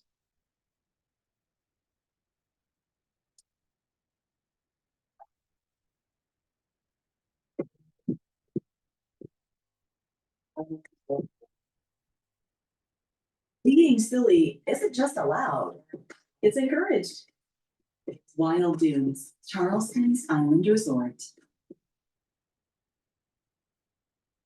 Well, let's get the view from Kyiv now in all of this, talking to Ina Sovsun, who's an MP in the Ukrainian Parliament, the Holos Party, member of the Parliament's Energy, Housing and Utilities Services Committee, as well, also a former Deputy Minister of Education in the country. Ms. Sovsun, thanks so much for joining us this morning. Can you just give us your assessment, how it feels from where you're standing this afternoon for you, as to what we saw on Friday in Alaska? And what do you hope for in terms of President Zelensky's meeting with President Trump tomorrow? Well, first of all, on a very personal note, I will have to say this. When I was watching that press conference, I saw 2 men, the President of Russia and the President of the United States, talking about the future of my country. But none of them is actually representing me. None of them actually cares about the interests of me as a Ukrainian, of the interests of the Ukrainian people. And it just felt like our destinies are being decided by people who are not us. And I just felt on a very emotional level, it just felt wrong. There were 2 guys discussing okay, so which part of Ukraine are we going to give it up to Russia, which part not? But Ukraine is not present in that conversation. Wait a minute, the world is interconnected, honey. And guess what? Ukraine would have lost more land if it wasn't for the $350 billion that we've sent and our technological know-how and our military intelligence, providing you with data to fight the Russians. All right, so don't forget that. Secondly, the American taxpayer is tired of funding the fucking war. Meanwhile, the Europeans have been sucking on the American tit for 4 decades. The American taxpayer is tired of it. Third, Ukraine isn't the center of the world. There are activities that are going on that the United States needs to focus on, especially in the Pacific theater. So The reality of the situation is here. You're losing on the battlefield. You're going to have to make concessions. Part of those concessions are a big part of the land that has been grabbed by Russia is going to have to be on the table for negotiation and go to Russia. Most of it. Or don't do that and have a probability of maybe 50% of losing more land. That's the issue here. Now, if you want to have a total autonomy, that's fine, but don't ask the American taxpayer to pay for it.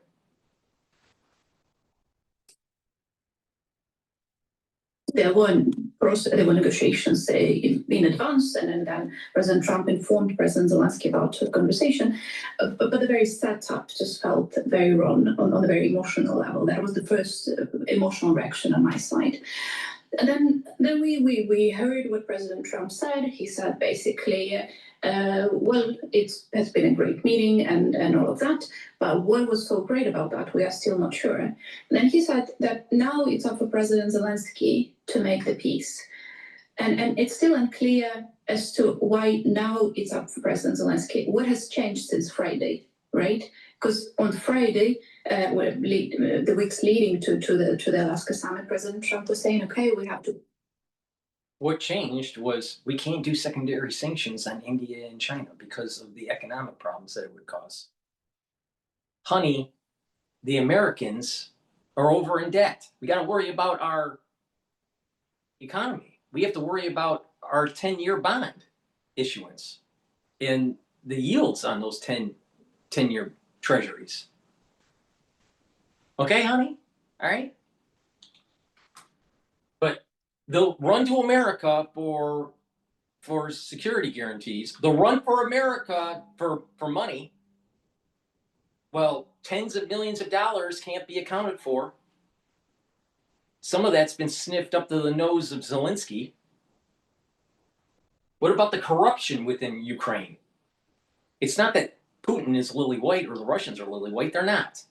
But the thing is the American taxpayer can't afford this anymore. And not only that, strategically, we need to focus on the maritime operations in the Pacific. So either reach an agreement with Russia or you're on your own.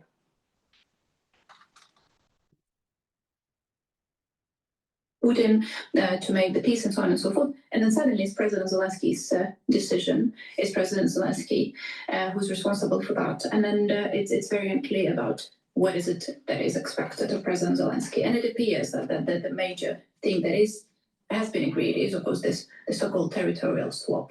Yes. Do you, on the briefing which has emerged, seems to, it seems relatively little was agreed.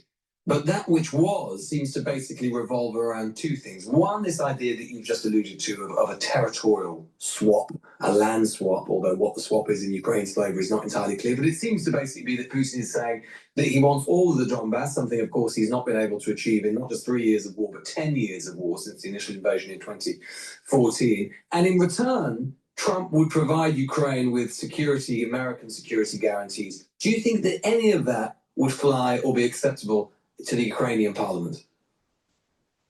Well, the Ukrainian parliament hasn't gathered yet. We're having a session next week, so I think we'll have a better understanding of the discussions in the parliament next week. But I want to add here for our listeners to remember that this land swap is actually, the whole narrative is very wrong, because a swap is when you exchange something, right? But in this case, we are talking about exchanging one piece of Ukrainian territory for another piece of Ukrainian territory, and Ukrainian leadership is basically being asked to choose. So which part do you want to keep? And it's like asking a parent, which of your children do you like better? But did you win the war? Did you win the war? No.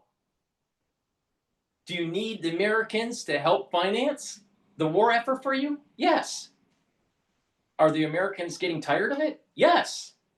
So stop. You lost. Ukraine lost. That's the point. to impossible to choose, right? Second important thing is that territory swap is not just about the territory, it's about the people.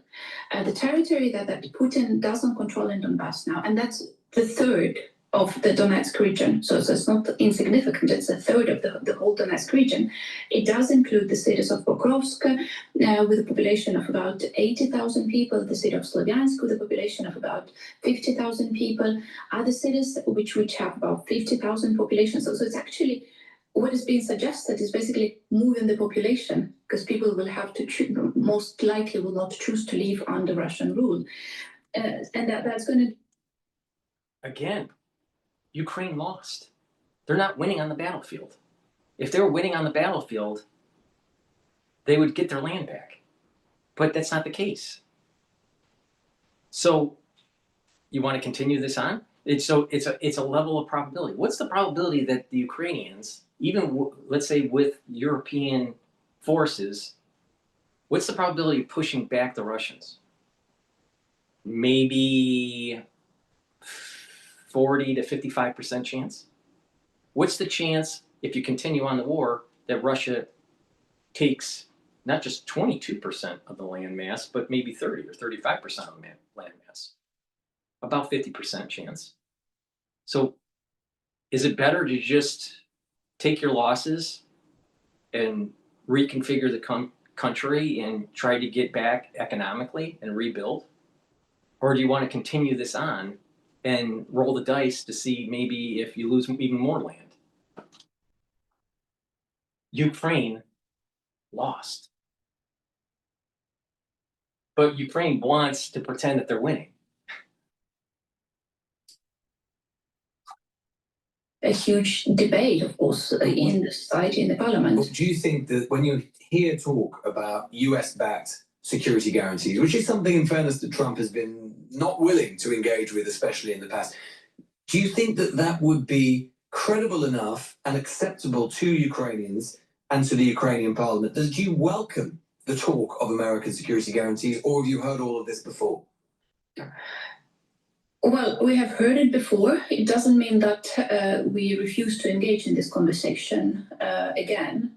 Of course, we do have a very bad experience of the so-called assurances of security, which were prescribed in the Budapest Memorandum when Ukraine gave up its nuclear weapons arsenal, and we got no protection after that. We ended up where we ended up now because we gave up our nuclear arsenal for assurances of security, which were never really granted. Again, it doesn't mean we're not ready to discuss it now. We understand that long-lasting peace in Ukraine is only possible with the security guarantees from our Western allies, not just the United States, but also the UK and the European Union. So yeah, we will engage in that discussion. And what would you say to those who argue, and this includes Trump, because we can see what Trump is saying even over the last 24 hours in that Fox News interview, who say, look, Ukraine with the best will in the world is obviously put up this heroic fight, but nonetheless, Russia is advancing. It's continuing to advance in key areas. Some of that territorial acquisition, that advance, has been actually speeding up, particularly over the course of this summer. Russia continues to invest huge numbers of people into the war. Ukraine, by contrast, is struggling to keep up with the conscription that it needs. What do you say to those, including the president, who say that Ukraine is losing and therefore a deal now is better than a deal later? Well, the obvious historical analogy here is coming up to mind. Europe would have lost to Hitler were it not for the American weapons. Europe, United Kingdom, everybody was using American weapons, and that is how Hitler was defeated. And that's the same situation right now. Yes, Ukraine is slowly but losing territory for the last couple of months, but it doesn't mean that it cannot be reversed. Just like Hitler, the situation in the World War II was reversed when the UK and Europe started getting American weapons. That is something that still can be done. And it still can be another way of solving the problem is ensuring that Ukrainian army can defend ourselves. Ina Sobson there, Ukrainian MP for the Holos Party, giving us her assessment of everything that we've seen over the course of... Here's a little factoid. Many of those countries that were provided weapons from the United States defaulted on their loans, defaulted on their obligations. See, the American taxpayer has been footing the bill. How? With higher taxes and more debt issuance from the Treasury. And we're using our tax-paying dollars to pay those coupon payments on those treasuries. We're also absorbing overissuance of debt through inflation. So the United States citizen has been taking the financial brunt of Europe since during and since World War II. So I'm sick and tired of people like her that are basically saying, oh, America, you need to help us more. You need to help us more. You need to help us more. Really? I think we helped you enough. If you can't get your own people on the fucking battlefield, why does the American taxpayer have to pay for it?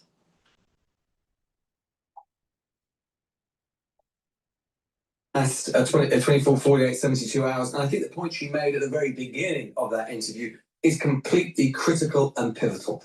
What is particularly revolting about the last 72 hours, whether you think Trump is right to try and engage with Putin or not, and of course, whether we like him or not, and there is no doubt he is a murderous dictator. He is the Russian president. He's not going there anywhere in the near future. Ukraine security, to some extent, is going to flow through what happens in the Kremlin. But to see Ukraine, the outcomes or aspects of the Ukraine war being decided and deliberated upon in a room thousands of miles away from Ukraine without the Ukrainians' presence is reminiscent of the sort of great power, imperial, colonial politics that we ought to have left long behind us. It was a 21st century or had. It always has been that way. And it will always be that way.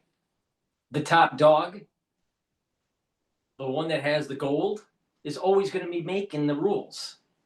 All right? But there's a bigger issue here, and that is Russia's alignment with the United States when we go to war with China is going to be far more important than Ukraine. Ukraine is not that important. What is important is making sure that the Chinese do not become the world superpower and erode or supplant the United States hegemonic power. That's far more important than Ukraine. Ukraine should, if I had a choice where it was give up Ukraine, but there's for sure that we were going to win a war against China, I would give up Ukraine every day. Every day. Because what is coming around the corner with China is far more important for the world. Not Ukraine. So this monolithic crap that he's bringing up is a typical liberal mindset, not understanding the big picture, the big mosaic of this. Trappings of a 21st century Yalta, something that would have appealed a great deal to Vladimir Putin. He's very historically minded, albeit a very deeply warped version of true history, but nonetheless, that would have appealed to him, sort of setting himself up as a latter-day Stalin, carving up the world with Donald Trump. It was revolting to see. Oh, amazing. Amazing. Amazing a Brit on a liberal podcast demonizing how the Americans are trying to de-escalate the war in Europe, knowing that we need to focus on Asia, but you got a Brit talking shit to the Americans. Meanwhile, it was the Americans that saved their country in World War II. If the Americans didn't get involved, the UK would be speaking German.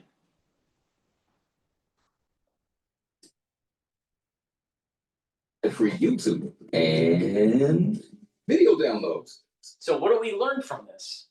If the Americans don't get involved and focus on the Pacific theater, we're going to have one-party rule in many Western countries because they're going to try to follow the same model of the CCP.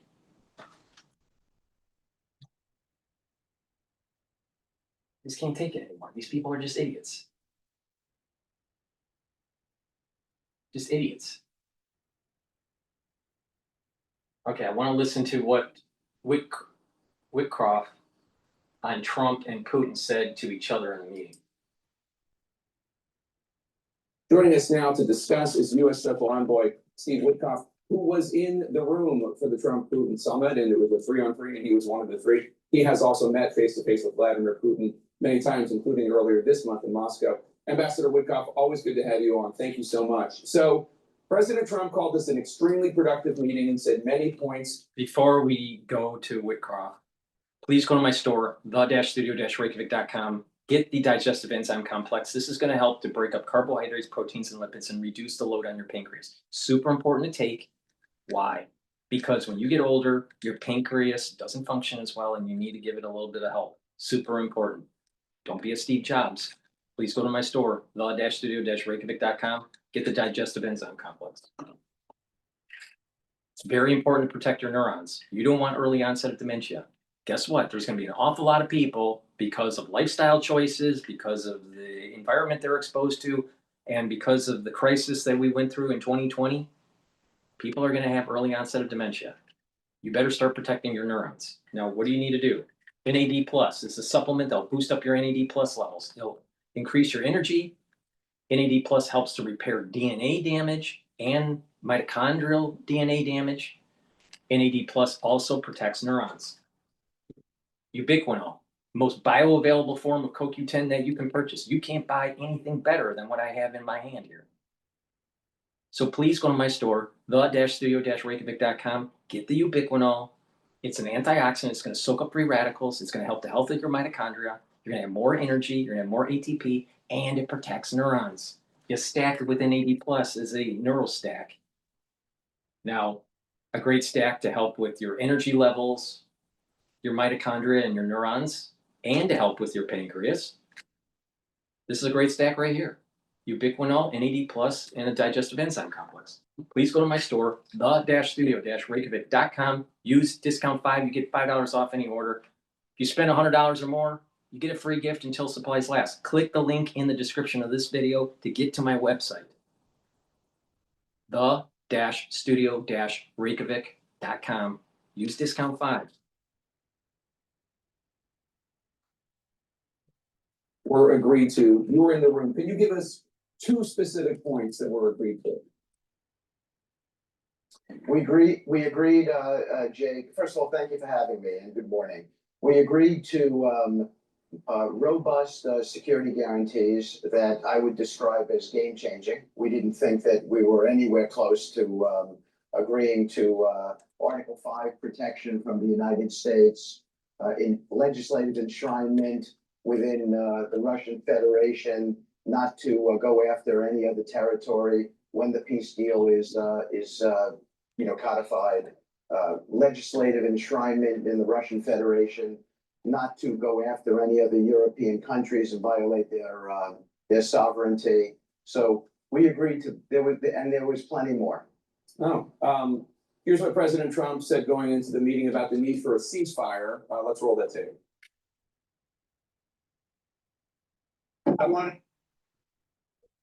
The thrills never stop at Empire City Casino. You can win big with non-stop action, including electronic table games.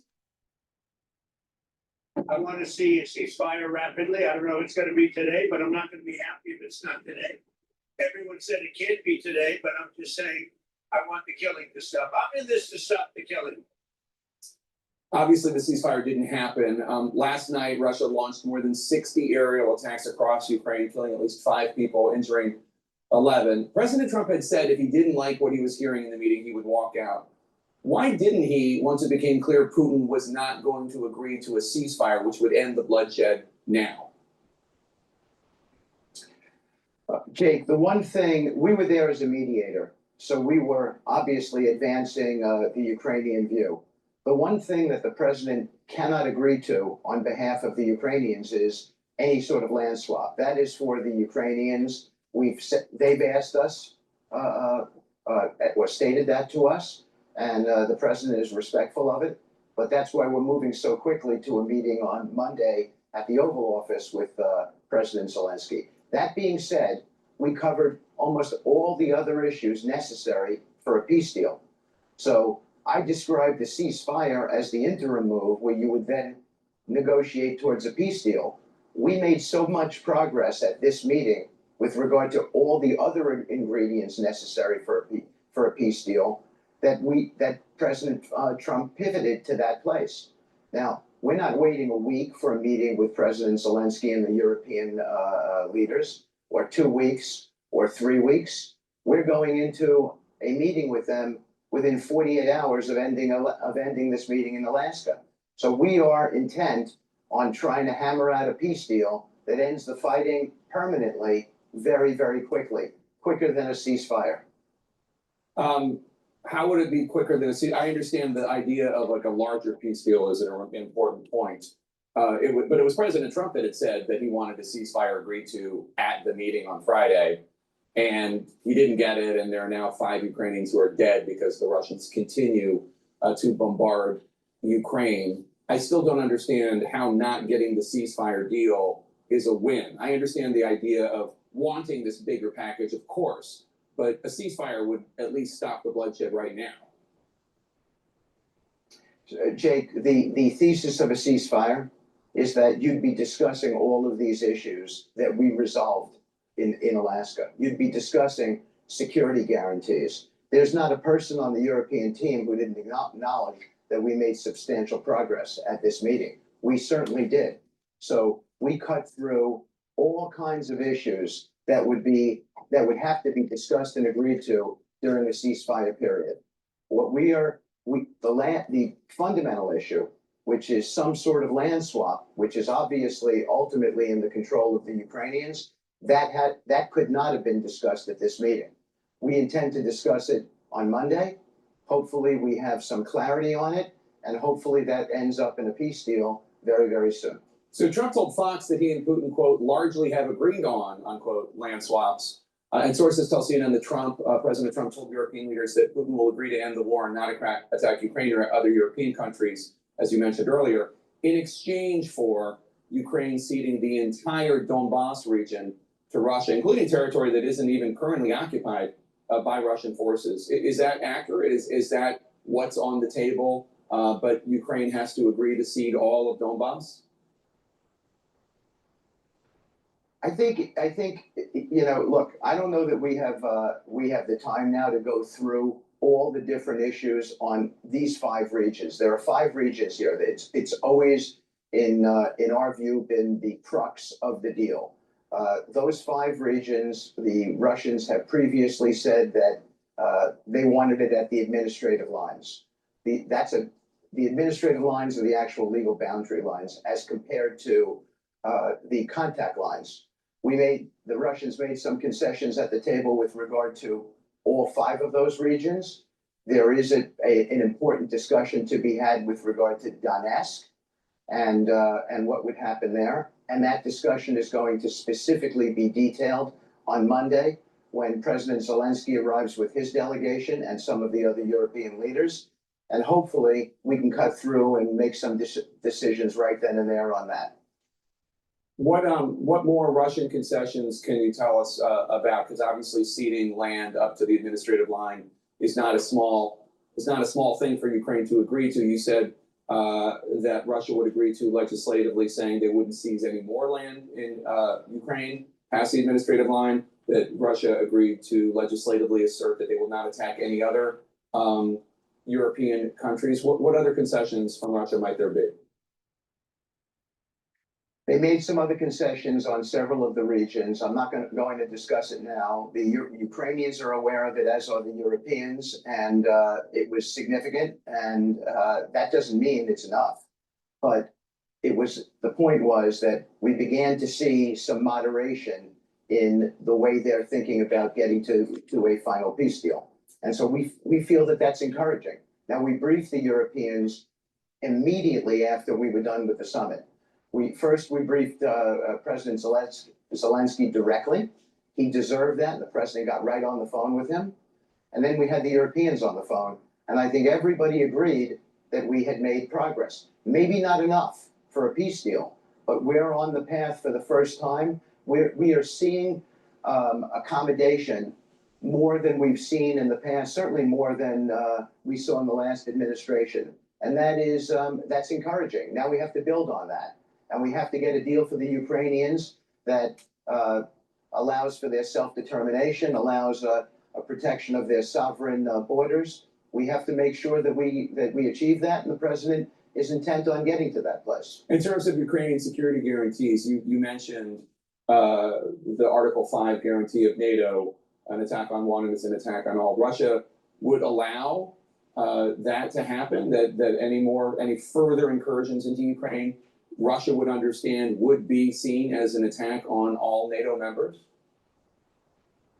No, Jake, that's not what I said. What I said is that we got to an agreement that the United States and other European nations could effectively offer Article 5-like language to cover a security guarantee. So Putin has said that a red flag is NATO admission. Right. And so what we were discussing was assuming that that held, assuming that the Ukrainians could agree to that and could live with that, and everything is going to be about what the Ukrainians can live with. But assuming they could, we were able to win the following concession: that the United States could offer Article 5-like protection, which is one of the real reasons why Ukraine wants to be in NATO. We sort of were able to bypass that and get an agreement that the United States could offer Article 5 protection, which was the first time we had ever heard the Russians agree to that. Zelensky says he supports President Trump's plan for a trilateral meeting, Putin, Zelensky, Trump. Has Putin agreed to do such a thing? Well, my belief is that we are going to, this is my view, my view is that we are going to get to a trilateral. And what we're trying to accomplish on Monday is get some consensus from President Zelensky and his team. We had some really good, specific, granular conversation on the plane ride home with President Zelensky about what he would be seeking. And we don't think that there are any obstacles in that conversation that we heard. And so I'm hopeful that we have a productive meeting on Monday. We get to real consensus. We're able to come back to the Russians and push this peace deal forward and get it done and stop the killing. Did President Trump tell you at all what he and Putin talked about in their brief time, just one-on-one in the Beast, the presidential limo? I did not discuss that with him, Jake, no. Ambassador Steve Witkoff, always great to have you here. I think everybody here is praying for peace and hoping that this works. Thank you. So are we. Leads don't die because they say no. They die because you said. Please go to my store, the-studio-reykjavik.com, and get the turmeric, ashwagandha root, and lignans. This stack will help with your cardiovascular health and your immune system. How? Turmeric will bring down inflammation and soak up free radicals. Lignans bring down inflammation, soaks up free radicals, helps with not just the immune system, but also your endocrine system. And ashwagandha root will help you to control your cortisol levels and your blood glucose levels. When you stack these together, very powerful stack to boost up that immune system, bring down that inflammation, and help with your cardiovascular health. By bringing down inflammation at the vascular level and soaking up free radicals in your bloodstream, you're reducing the chances of building up plaque. So this is a very powerful stack. Take it every day. Please go to my store, the-studio-reykjavik.com. Boost up that immune system and that cardiovascular health. Super important. And by taking turmeric and lignans together, it's going to help bring down systemic inflammation. That's important for brain function and also for joint health. You'll also recover quicker after a workout. So please go to my store, the-studio-reykjavik.com. Use discount 5, you get $5 off any order.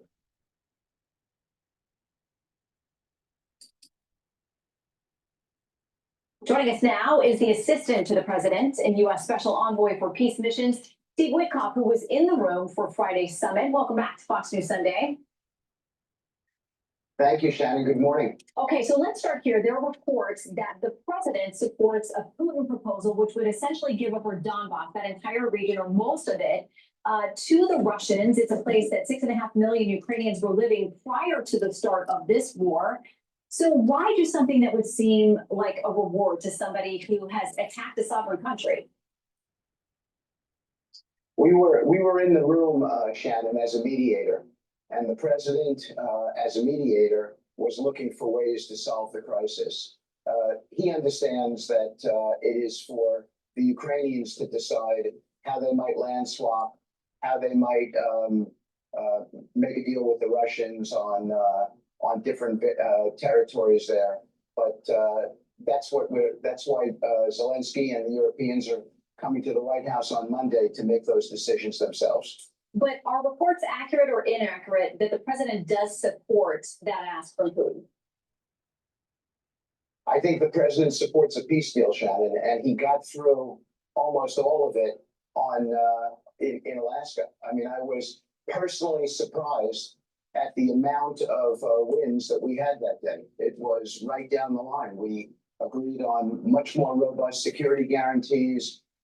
The Russians agreed on enshrining legislatively language that would prevent them from, or they would attest to not attempting to take any more land from Ukraine after a peace deal, where they would attest to not violating any European borders. So we got through quite a bit, and there's a whole lot more. But it's understandable that President Zelensky would be very cautious about those, promises potentially from the Putin administration. I mean, he says giving up those particular regions would provide Russia a perfect staging ground for future attacks. So how do you factor that concern, a very real concern, into these conversations?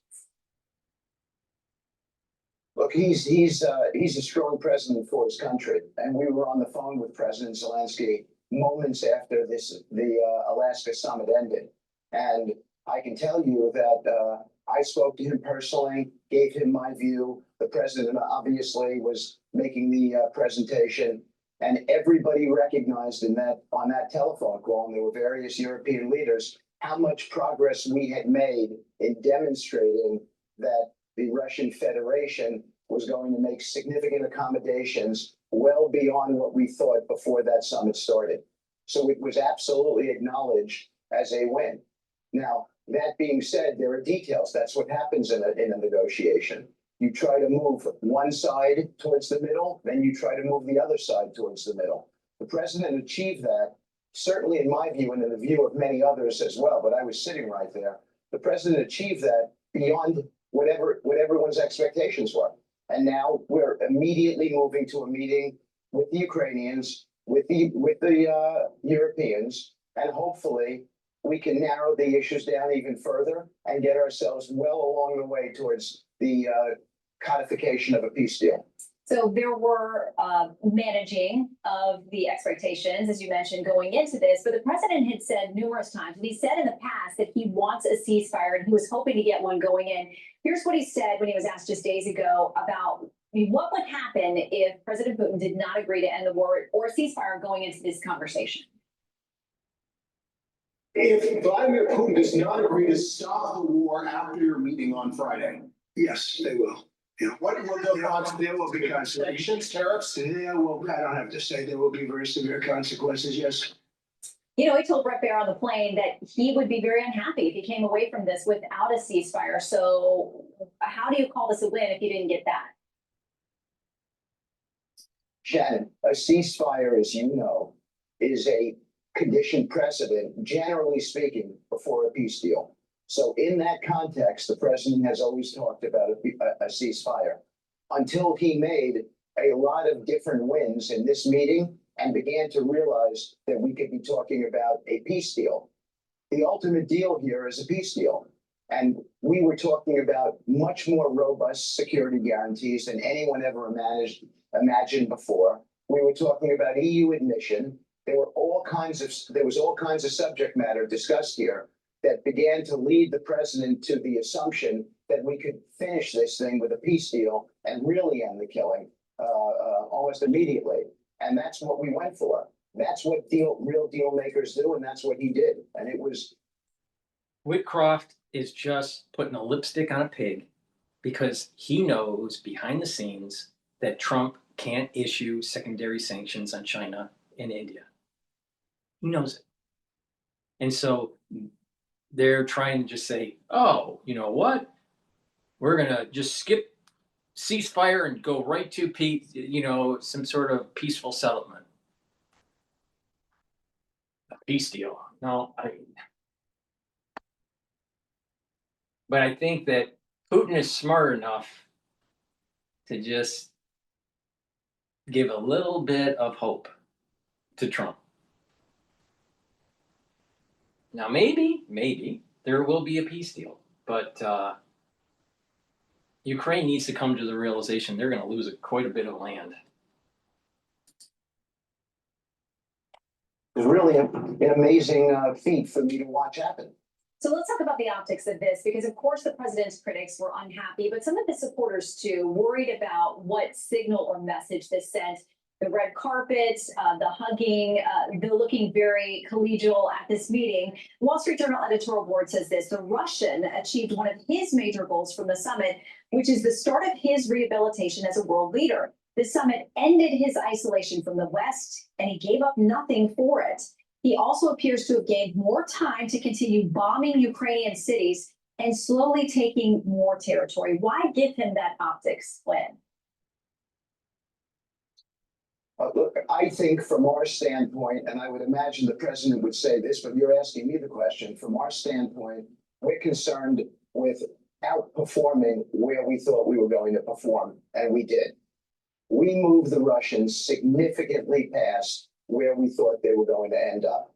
Now, I had 6 separate sessions with President Putin before this, and I thought that we had some measure of success, but this was epic, what we achieved. That's just a flat out fact. And so that's what I think we ought to be focusing on, what the end result is.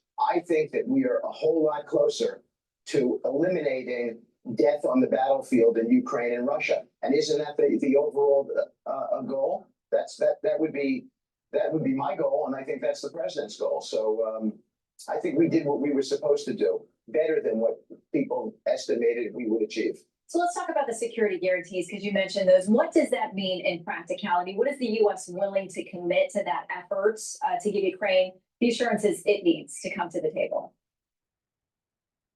It means that the United States is potentially prepared to be able to give Article 5 security guarantees, but not from NATO, directly from the United States and other European countries. That is big. I mean, really big. Does it mean boots on the ground? What does it mean? But logistically? I think part of the discussion that we're going to have on Monday throughout the day, because there's going to be breakout sessions there, is exactly the specifics of what the Ukrainians feel that they need. Because remember, as mediators, we were at this summit to advance the Ukrainian position, and we did that, and we did it successfully. Now it's for us to drill down on the granular details of exactly what the Ukrainians need to give them a sense of security in the future. And by the way, what the Europeans need as well. And we were fully committed to be there for that purpose. All right, Special Envoy Steve Witkoff, we appreciate your time. Thank you so much. Thank you. I'm going to Brian, show me. I want you to do me a favor. I wouldn't be surprised that it has something to do with some sort of missile defense system. Please go to my store, the-studio-reykjavik.com, and get the resveratrol. Resveratrol is an antioxidant. It's going to soak up free radicals. It's going to help the health of the mitochondria. It's going to boost up energy levels. It's going to get rid of senescent cells. And resveratrol is super important for youthful gene expression. I've been taking resveratrol for decades. Drink it with filtered water. It stacks really well with C60, NAD+, ubiquinol, clarity factor. So please go to my store and get the resveratrol. Olive leaf extract, dual purpose. It's going to help with your immune system and your cardiovascular system. Olive leaf extract brings down inflammation and helps you to control your lipid profile. And myotrol. Myotrol is very important to take every day, do some resistance training. But taking Myotrol is going to help you to build muscle and to maintain muscle. Do this especially if you're 40 years of age or older. It's polyphenols, flavonoids, and lignans for you to help with the gene expression to build muscle. It also will help the health of the mitochondria. So a great stack to help with your musculature, Myotrol. To help with your immune system and your cardiovascular system, olive leaf extract. And to help with youthful gene expression, resveratrol. Please go to my store, get the Myotrol, olive leaf extract, and resveratrol. Use discount 5 and you get $5 off any order. You spend $100 or more, you get a free gift until supplies last. I also have a very high quality structural nanosilver toothpaste. It'll help to whiten your teeth, freshen your breath, help with the gum line health, reduce inflammation at the gum line. Good oral hygiene is very important, especially when you get older. So please go to my store, get this very high quality toothpaste, help support the work that I do by purchasing the great products I have. Get a few tubes for your household and make sure you use discount 5, get $5 off any order.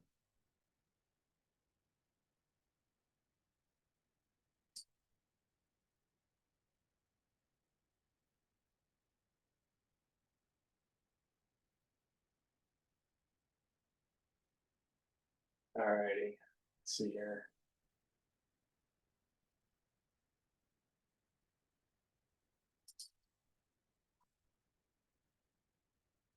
Listen, pay $14.99 a month for a streaming app and $9.99 a month for a music app and $12.99 for a fitness app. News when you want it with Bloomberg News Now. I'm Denise Pellegrini. European leaders now say they will accompany Ukrainian President Vladimir Zelensky to his meeting with President Trump tomorrow. European Commission President von der Leyen, along with French President Emmanuel Macron, Germany's Chancellor Merz, Italy's Prime Minister Meloni, and UK leader Starmer, among those saying already that they plan to attend now in support of Zelensky. And Matt Duss, Executive Vice President of the Center for International Policy, says Ukraine may end up having to give up some territory. It will be a very, very tough pill for Ukraine to swallow, for Russia to retain control of portions of eastern Ukraine. But if Ukraine comes out of that as a sovereign, independent, democratic country that is able to defend itself, I think that is something that the Ukrainians themselves could support. Russian President Putin has insisted Ukraine give up land, specifically the Donbas region, which Zelensky has previously said Ukraine won't do. Axios is reporting President Trump wants a three-way summit with the U.S., Russia, and Ukraine as soon as Friday. Protesters in the nation's capital against President Trump mobilizing the National Guard to tackle crime. West Virginia, South Carolina, and Ohio. Now the state's sending several hundred National Guard troops to D.C. to bolster the federal deployment ordered by President Trump. A White House official says the National Guard may be armed if the mission and their training warrants it, and will protect federal assets and help other law enforcement make arrests. A deadly shooting inside a nightclub in Brooklyn overnight, with multiple people killed and others injured. NYPD Police Commissioner Jessica Tisch. Officers arrived within minutes of the first 911 calls and found numerous gunshot victims inside of the location. Police say the shooting arose from a dispute inside the nightclub and likely involved multiple shooters, several firearms discovered at the scene.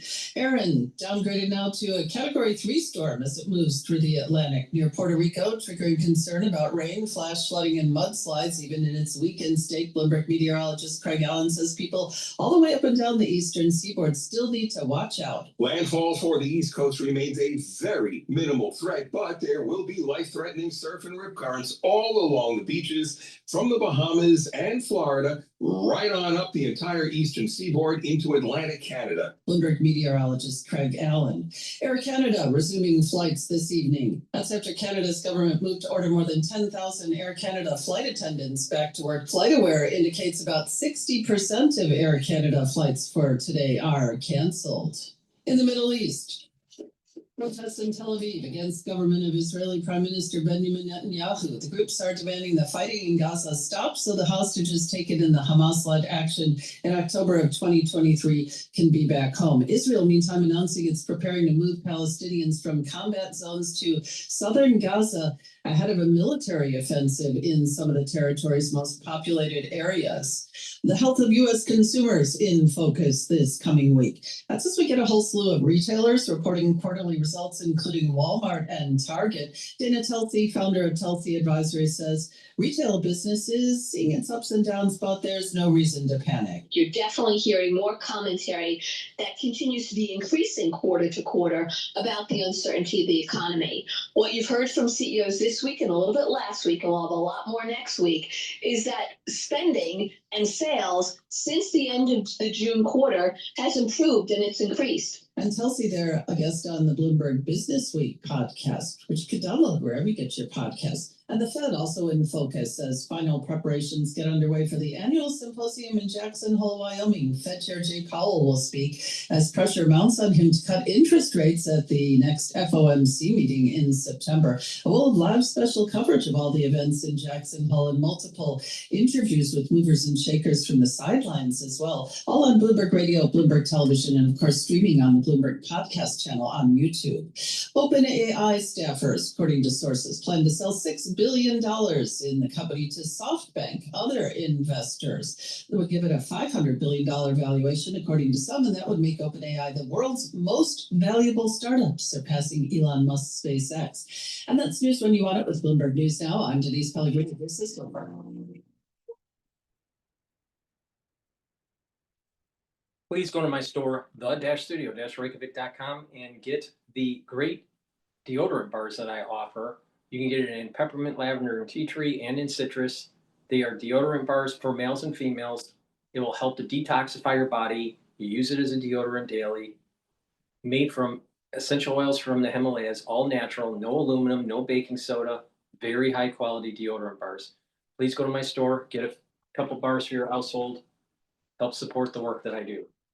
In addition, I also have lozenges. Start stocking up on lozenges and drops. You're going to need them. You're going to start hearing in the news, many people are having problems with their throat in the fall. So it's important that you get prepared. Now, elderberry zinc in a 21 count, very high quality. I also have the drops, which are smaller, in a 100 count. You can get it in blueberry, in cherry, and also in honey and lemon. Get a few bags for your household and for work. Be prepared. The moment you have that irritation in your throat, take it right away, mitigate the problem. And detoxifying your body is super important. Take 3 small drops underneath your tongue, drink the filtered water. This will bind to heavy metals, toxins, and chemicals, and allow you to urinate them out within 6 to 8 hours. If you do this on a regular basis and you drink filtered water, stay away from processed foods, and you clean the environment in your home, you are going to help improve your immune system, your endocrine system. Your tissues are going to perform better. Your brain function is going to perform better. By detoxing your body regularly and applying a holistic approach to your life, you're going to slow down the aging process. So please go to my store, the-studio-reykjavik.com, and get the Zeolite. Super important. It's an awesome product. So please go to my store, the-studio-reykjavik.com. Use discount 5, get $5 off any order. If you spend $100 or more, you get a free gift until supplies last.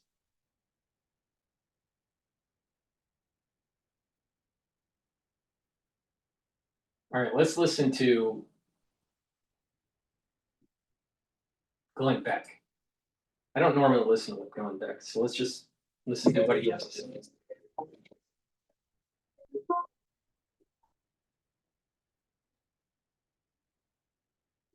Matthew, welcome to the program. How are you?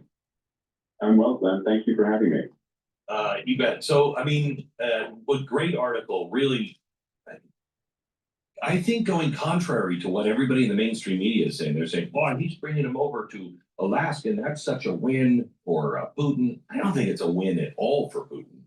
And it has taken him more than one day because he had to change the dynamics of American policy, and I think the policies of the world.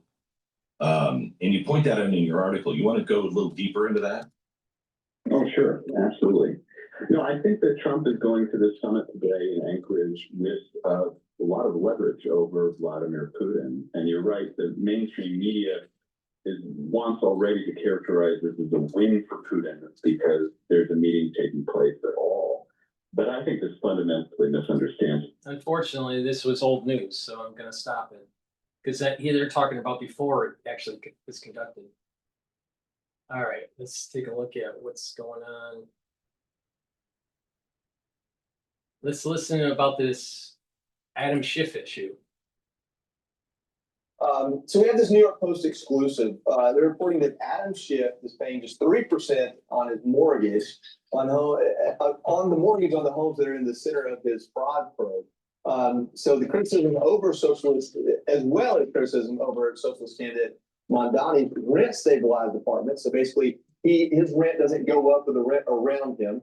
Both of these are leading Democrats right now, and both of them are stirring controversy because they look like we have written here, high fees for thee, but not for me. They look like they're trying to impose rules that they're not willing to play by. I think Mondani is the interesting one because he's in a rent stabilized apartment, but he makes over $100,000. Now he says he was making less than $50,000 when he entered into the rent agreement, and he says I didn't even know it was stabilized, which is kind of funny. I think that you have to thread the needle here a little bit because I'm liking this. It's not the same thing. Hear what I'm saying correctly.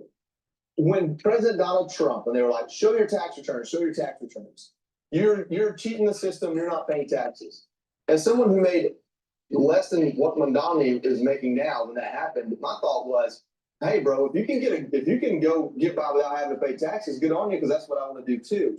And I think if you try to use this against Mondani, people are going to say, hey, good on him. That's what I want as well. That's what he's trying to give me as well. So I think there's a chance there that at least in his base, this doesn't move the needle at all. Is there an ethics investigation up against him right now? On Mondani, I don't think so because I think that these are, he probably is playing by the rules. But what's really funny about this is you have, Andrew Cuomo, who's been part of the Democratic establishment here in New York for decades, is Democrat royalty here in New York. And he is criticizing him for it. And of course, and Mondani has done a good job of appealing to young voters about the cost of living. But if you want to know why the cost of living is so sky high in and around New York, it's because of these policies, such as the one that allows Mondani to live in a rent-controlled apartment. The thing about Adam Schiff that is so hysterical is that, of course, the reason that he got that great mortgage deal on that home in Maryland is because he claimed that home as his primary residence. At the same time, he was, quote unquote, representing his district back in California and claiming his main district back in California. And I just hope all the young people out there who are struggling with trying to get a house right now and trying to figure out how you get a piece of the action here. And think about what it is you're going to be paying for your mortgage rate and compare that to Adam Schiff's dishonest 3%. Well, we've been talking about all the candidates that are running for mayor, and nobody seems satisfied with any of them. And all of a sudden, we're hearing about this Joseph Hernandez. He's a New York City independent mayoral candidate. He immigrated, by the way, from communist Cuba. And we're going to have him coming up at 7:40 a.m. to give his side of the story, why he's decided to jump in, and whether it's a good idea to split these votes up or whether he has a chance or not. And coming from Cuba, maybe he can give a little class lecture for Mondani and Mondani supporters about the real effects of communism. That's right. I put curing hepatitis C on my today list. Epclusa treats all types of chronic hepatitis C with a 98% cure rate. Epclusa is one pill once a day for 12 weeks. If you've had hepatitis. Welcome back. We're on to Mondani, doubling down on his socialist agenda while hitting the campaign trail this week in New York City. One municipal-owned grocery store in each borough, 5 in total, is part of a vision of a public option for produce. an understanding that for far too many New Yorkers, groceries are out of reach, and the importance in city government of reasonable policy experimentation. There are too many New Yorkers who feel that pain. It is our job to bring that love back to their lives, to bring it back as we freeze the rent for more than 2 million rent stabilized tenants, to bring it back as we make the slowest buses in the country fast and free, including the Q4 that we rode recently. Well, the descendants of socialism are sounding the alarm. It sounds a little bit like deja vu. Yeah, Joseph Hernandez was born in Cuba. He's entering New York City's mayoral race and is looking to upset Mamdani. And he is our guest this morning. So great to have you. Thanks for joining us. So, we hear Mamdani talking a lot about socialism. He's very proud of talking about socialism. I think it's kind of academic to him, but it's actually not academic to you. You actually know what you're talking about. You grew up under Fidel Castro's rule. Right, yeah, we had, my first 7 years of my life, I lived under socialism, and I know what it's like, I know what it looks like, I know what it feels like, it's not a good feeling. What does it feel like? What's it? Well, so tell people what it's like. Socialism, at least, in Cuba, we had communism, which is kind of the extreme form of socialism, but they control everything. So when you go to the grocery store, you literally have a ration book that tells you what you can have food-wise based on how many people live in your home. So I remember as a kid, we would line up long lines for multiple hours just to get basic food and sustenance. And oftentimes there was a lot of power outages. So socialism is not the utopia that people describe. It's, no, you also had a father. You also had a father who was a political prisoner. So yeah. There's that too. And here you are running for mayor of New York City. It's not socialist yet. Obviously, Mamdani espouses those views. But when you look at the problems in the city as it sits today, moving forward, what is the number one issue? Is it housing, taxes, regulation? Is it crime? What is that issue that will turn the city around quickly? Well, we have a lot of challenges. This city is, unfortunately, because of poor management over the last, I would say, 8 years, this city is really spun out of control. So there's a lot of problems to solve, unfortunately. I think safety, public safety is number one. I know that, some people claim that the crime statistics have decreased, but if you ride the subway, if you've been here as long as I've been here, you really feel that it's not safe. New York City is no longer a safe city. So my plan for that is to bring 10,000 new police officers on the force, make sure we do grid patrolling, make sure that we involve the federal prosecutors in our legal system right now. Unfortunately, there's a revolving door of crime. As people get arrested, they get released. It's insanity. We have no law and order in the city. So that's number one. I think the affordability issue is real. I think Zoran has hit a real point on that. I think the city's expensive. If you live here, you know how expensive it is. But really the way to solve this is really economics. It's basic supply demand. New York City has the lowest vacancy rate in the nation of 1.4%.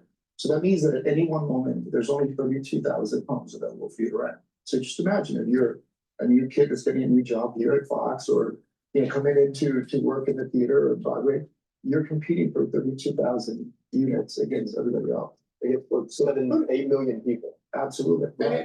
And obviously, Mamdani's not the only person in the race. You also have Andrew Cuomo, who's a longtime establishment Democrat. I feel like the establishment Democrats are to blame largely in New York City for Mamdani's rise in the first place. I think that's probably true. And look, there is certainly a dissatisfaction with the current options as it relates to who can govern the city. I think some of those issues are justified. Again, the cost issue is real. It becomes harder to live in the city. So you are an entrepreneur.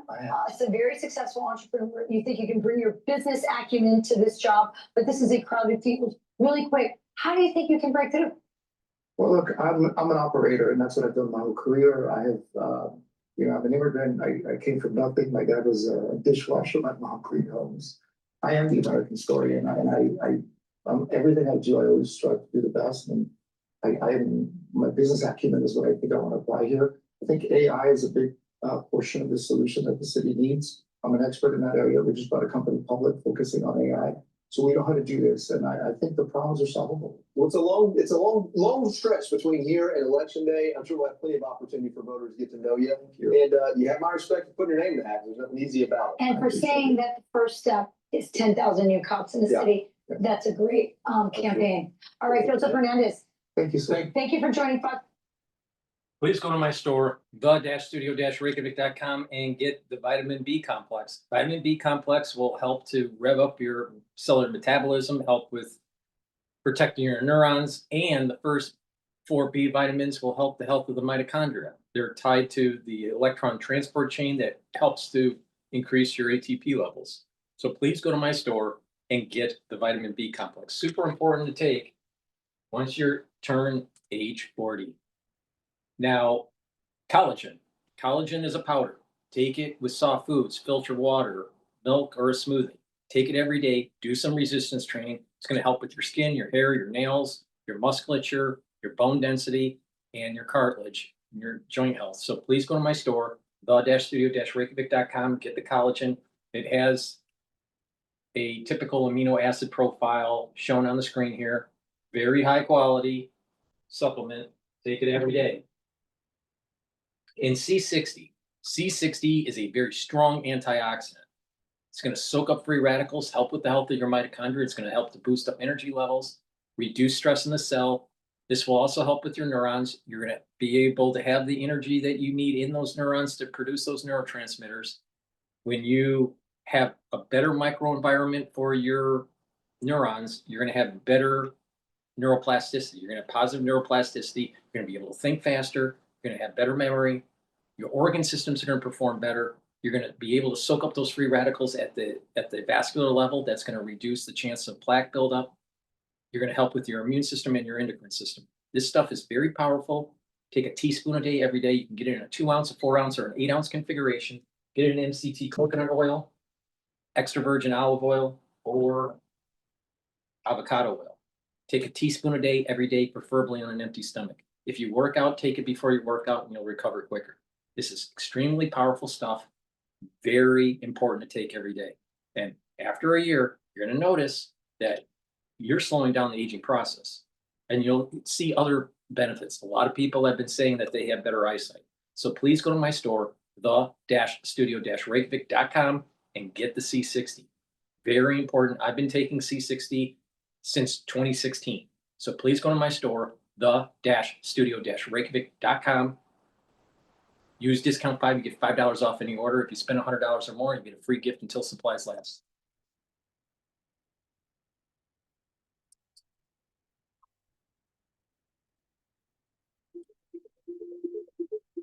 Great ideas can come from anywhere.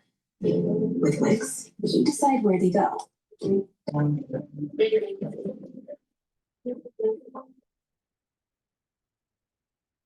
The corruption cover-up from senior government officials who are sworn to uphold their duties and accountability for the American public. They are the ones that violated that trust the most internally and need to be held accountable. Documents are being released weekly by Johnny Ratcliffe and Tulsi. Things like the Durham Annex, which we've known have existed this entire time, but were classified for political reasons. So we've assembled a team of accountability, and we're going to deliver for the American people. FBI Director Kash Patel is urging congressional committees to publicly release documents related to the Durham Annex, which could prove to be the smoking gun in the Russia hoax. Hello, everyone, and welcome. I'm Anita Vogel, along with Lydia Hu, Jason Chaffetz, and Kevin Ford, and this is the Big Weekend Show. Troves of documents have been declassified, showing how top Obama intel officials violated standards and pressured lower-ranking officials to accept the narrative that Putin helped Trump win the 2016 election. But the declassified annex to the Durham report reveals the origins of this narrative may lie in the Clinton campaign. Emails allegedly from a George Soros-connected official describe how Hillary Clinton signed off on a plan to connect Trump with Russia, while implying the FBI would later add credibility to this claim. Joining us now for our big close-up tonight is a former White House Chief of Staff, Mark Meadows. He's also a senior partner at the Conservative Partnership Institute. Mark, it's great to have you with us tonight. I want to start with this Durham Annex. What new information could be released? What can you tell us? Well, Anita, obviously, Durham had a huge investigation that took many months. Many of us thought that it took a lot longer than it should have. And yet what we're starting to see is the coordination that happened between the Clinton campaign, between those in the three-letter agencies that we're all too familiar with. But I think the troubling thing that appears to be coming out is that over and over and over again, there was real pressure at the very top levels of these agencies to have a narrative out there that we knew was false. We knew it was false back in 2019 when this was being investigated and covered in Congress, but we also knew it was false during the first Trump administration, and yet he had to deal with it every single day. Mark, Jason Chaffetz here. Good to see you, my friend. One of our colleagues during our time in Congress was Tulsi Gabbard, and she, now that she's the Director of National Intelligence, released new emails this week showing how James Clapper pushed officials to ignore standard procedures in order to rush out the 2017 intel assessment tying Putin to Trump. Then Director of the NSA, Mike Rogers, emailed Clapper in December of 2016 saying his team raised concerns because they weren't given sufficient access in time to review the underlying intelligence. Clapper replied that more time was not negotiable and that, quote, normal modalities would have been compromised. But this is how Clapper described the intelligence gathering in 2017. The Intelligence Committee assessment conclusions were reached based on the richness of the information gathered and analyzed and were thoroughly vetted. Really? I mean, he was under oath when he said that, and yet the documents are proving otherwise. Mark Meadows, what's your question for him? And should he appear before Congress yet again? Well, I think so, and I'll refer to you as Mr. Chairman because I had the honor of serving with you when you were the chairman, and you know that this doesn't pass the smell test, Jason, and quite frankly, what we're seeing released is not actually coordinating with the sworn testimony, and you pointed that out, sworn testimony before Congress. But I think the troubling thing for me, Jason, is as you started to look at all of this, was the real pressure. This was not just a normal get me the best information. It was let's get it done. We've got to get it done yesterday. Why? Because they were going to be out of office, and if they were going to initiate this narrative, it had to be done right away. That's right. That's exactly right. Mark, Lydia Hu here. Nice to see you this evening. As you are probably aware, Senator Adam Schiff is embroiled in another scandal, thanks to a Democrat whistleblower this time. According to newly released FBI documents, that whistleblower, a former staffer on the House Intel Committee, says they heard then Congressman Schiff tell a group of staffers at a 2017 meeting that they would leak classified information to indict President Trump. When the whistleblower told them that this would be illegal, they responded that, quote, they would not be caught. Well, the DOJ stopped the investigation, claiming congressmen have immunity to all of their speech. Schiff denies any wrongdoing, calling it absolutely and categorically false. But Mark, my question to you is, with this new information, should there be another review of all of this, all these revelations, and could there actually this time be some accountability? Well, hopefully there will be some accountability, Lydia, but I can tell you that the interesting thing here is as they start to talk about speech and debate, his actions had nothing to do with speech and debate. Listen, the only thing that's not surprising to me is the fact that there were leaks coming out of the Democrat operatives, many of them, including Chairman Schiff, I was served with. And yet I can tell you, when we were in SCIFs, oftentimes when it was during the impeachment trials for Donald Trump, where some of these topics we're talking about, we could take a break from the SCIF and go out and find the Democrat talking points of what we discussed in the SCIF already given to the legacy media, and they were asking questions about it. So does it surprise me? No. Should it be investigated further? Absolutely. And those that are guilty should be held accountable.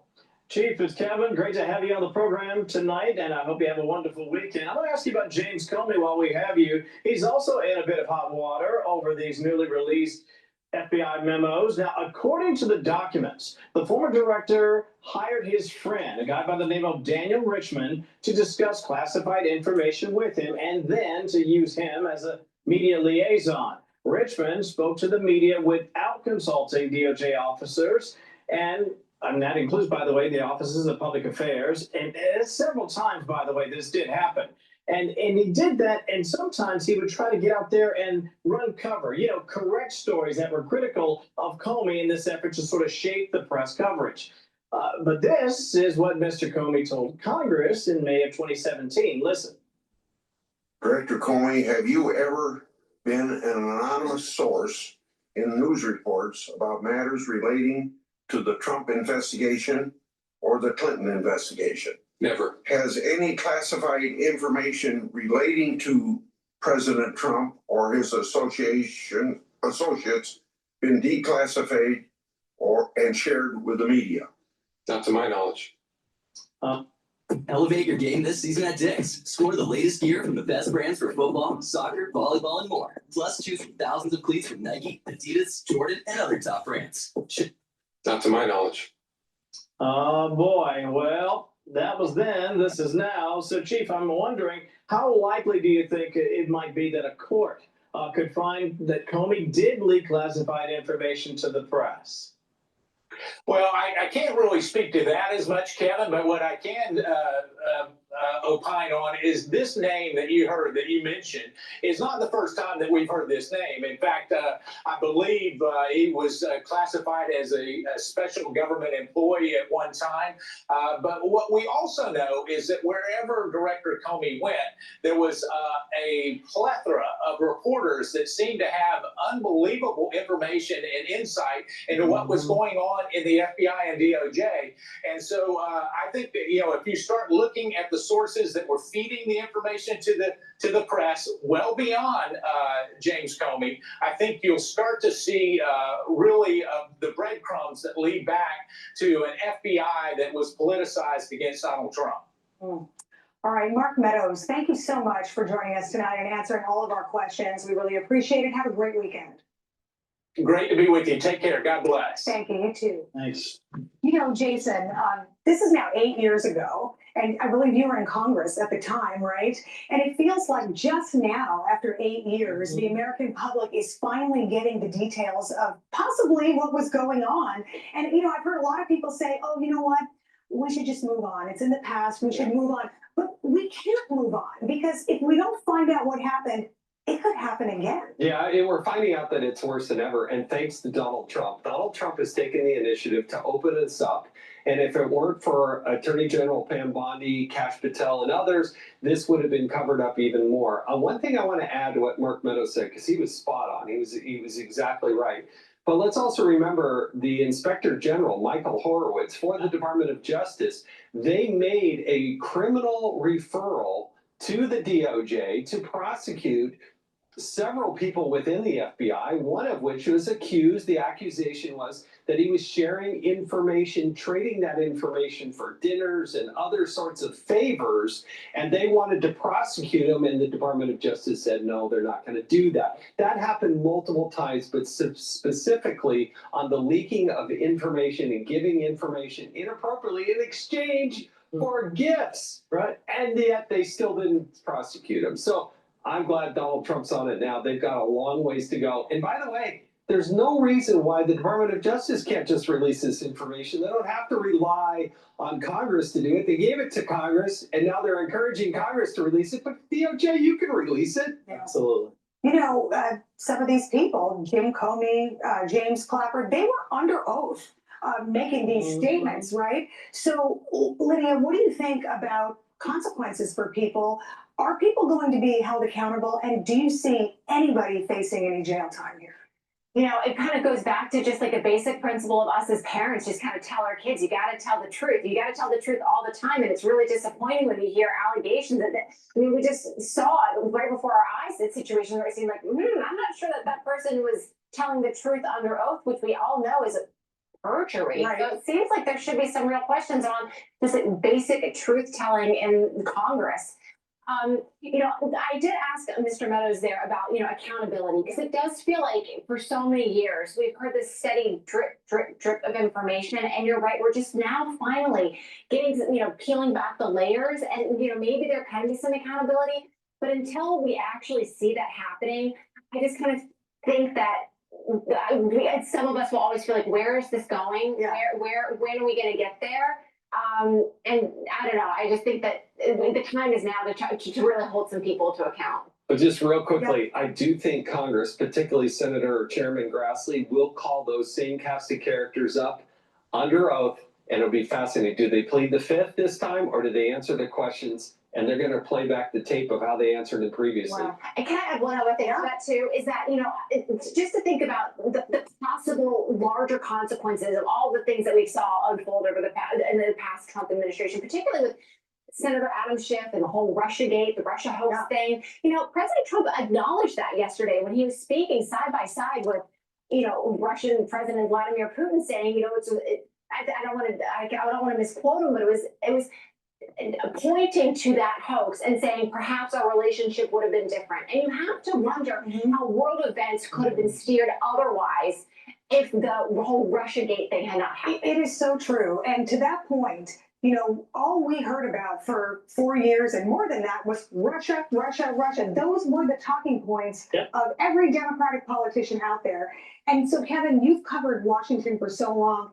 If all of these things are true, and these things happen, just characterize the level of scandal that this is. I mean, it seems to be much bigger than a Watergate. It is a political earthquake, the likes of which this country has never seen. And while I agree with Lydia, I am of the camp that believes nothing big will likely happen. There'll be hearings, there'll be some accusations, maybe even some charges, but will someone actually go to jail, pay the ultimate price? Probably not. But here's what's different. Kash Patel, Dan Bongino, Pam Bondi, these people are very serious. They're very methodical. It'll take time, but I think finally, sometime in the next couple of years, people will be held accountable. And I think that's good for the country because, as you said, if you don't do something now, it very well could happen again. I mean, it really could. Yeah. You know, it really could. All right, moving on now. Coming up on a brand new hour of the Big Weekend Show, Americans are backing Trump's crime crackdown over Sleepy Joe's, but 2 Obama-era officials are slamming the president for militarizing the law. Plus, a Fox News alert. Hurricane Erin has intensified to a Category 5 hurricane as the first major storm of the year. Robert Ray is tracking this hurricane and joins us live for a live report next. Hey, Sean Hannity here. Hey, click here to subscribe. Before we go to before we go to France 24, please go to my store, the-studio-reykjavik.com, and get the gel. You can get it in a quick dispenser version or in the tube version, but you use it the same way. It's a dual purpose product. It'll help to heal your skin. You can use it as a daily skincare. You can use it as an aftershave. If you're not feeling well, you can put it on your hands, around your mouth, around your eyes, around your ears, around your nose, lightly coat your nostrils. It'll stay active for 5.5 hours. If you have a cut, an abrasion, or a minor burn, it'll help to heal that wound. So please go to my store, the-studio-reykjavik.com, and get the gels. Very important to make sure you have some available when you need it. And again, you can use it as a daily skincare. So please go to my store, the-studio-reykjavik.com. Also, take a look at the heirloom barley. Heirloom barley is a high-density protein that will help to detoxify your body, break down inflammation, and soak up free radicals. Super important. Take one scoop a day. This is a month's supply. Mix it with soft foods, filter water, a smoothie, or even with milk. I mix it with soft foods for my lunch. But what you use this for is that detoxify that body, bringing down that inflammation. That's important for your joints. That's important for brain function. That's important for your vascular system. By bringing down inflammation, it's also going to help with your immune system. By bringing down chronic inflammation, you're actually improving the health of your body and slowing down the aging process. When you're chronically inflamed, you're going to be producing too much cortisol. Cortisol is immunosuppressive, and other pro-inflammatory cascades will damage tissues. So it's really important to keep down inflammation. In addition, by bringing down inflammation by taking heirloom barley, you're also recovering from your workouts quicker. So please go to my store, the-studio-reykjavik.com, and get the heirloom barley. Oh, missed the cycle for France 24. They're talking about Pakistan now.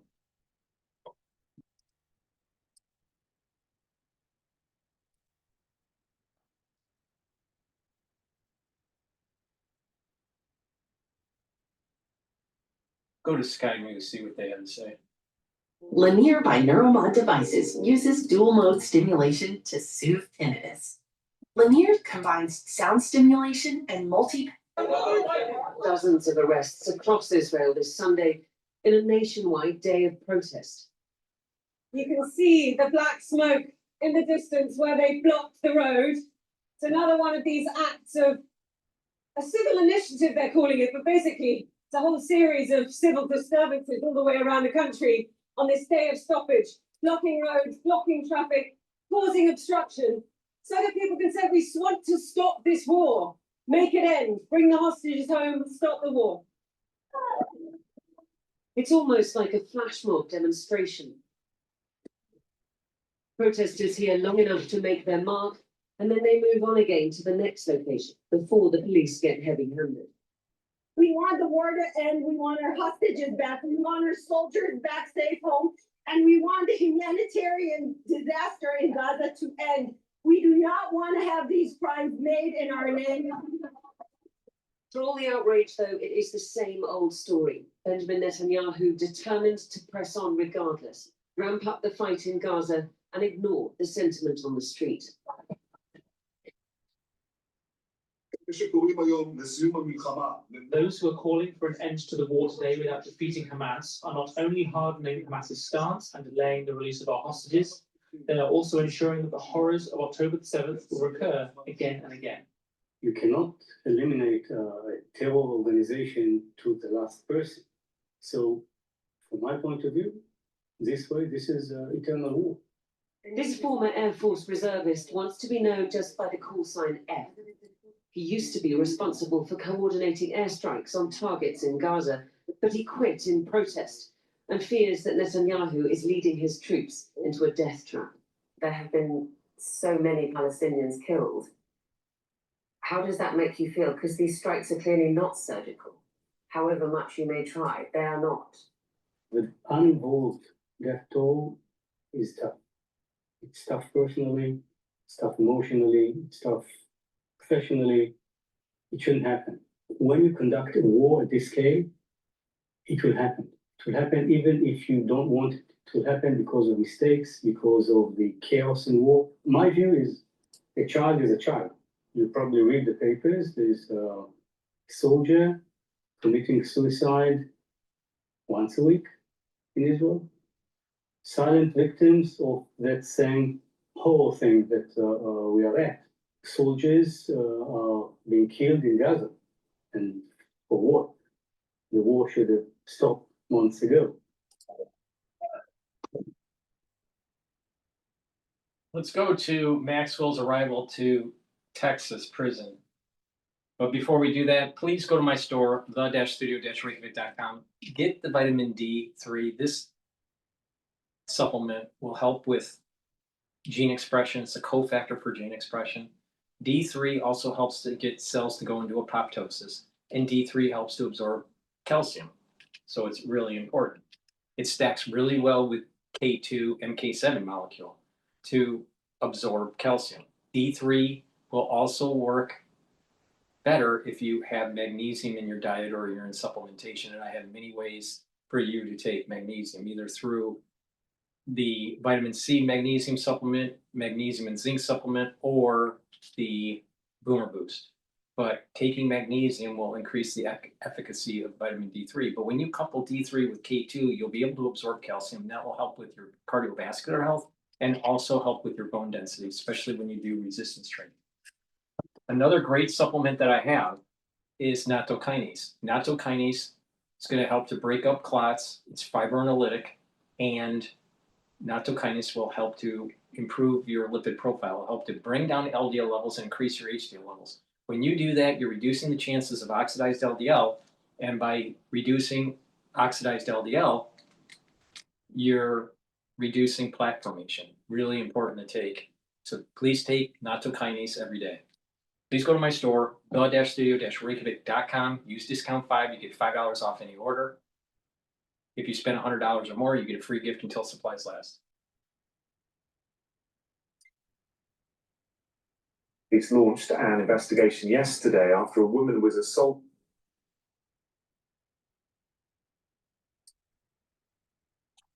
Moved to a new prison facility in Texas this month. Now, her arrival is not sitting well with some of her fellow inmates. You see, most of the inmates are there for white-collar, non-violent crimes. Some of them are just not okay with sharing a space with someone who conspired with a sex trafficker, a convicted sex trafficker herself. CNN's Caitlin Polance has more on what's happening inside the prison. Caitlin, good morning. Good morning, Victor.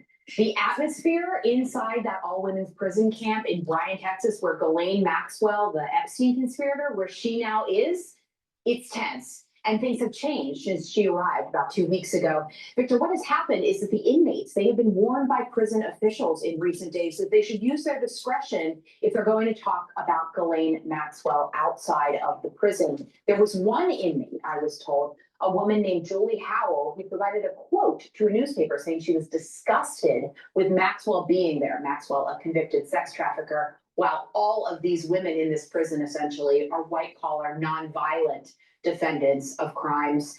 This woman, Julie Howell, she provided this quote, and then prison officials pulled her out of a puppy training class at the prison camp and sent her away to a detention center in Houston, moved her out of the Bryan prison camp, which it is prison, so it is a difficult place to live, but it also is much more comfortable than other types of facilities across the federal prison system for the inmates who live there. The lawyer of this woman, Julie Howell, Patrick McLean, he told me in talking about what happened here, nobody's going to say anything about Ghislaine Maxwell now. Are you kidding me? So that's just a glimpse of what it's like inside that prison. One thing that I have learned as well is that Ghislaine Maxwell may not be eligible for all of the programs that women in that prison camp are able to participate in, or at least apply for. One of those programs, puppy training. Just mentioned Julie Howell was in that puppy training class.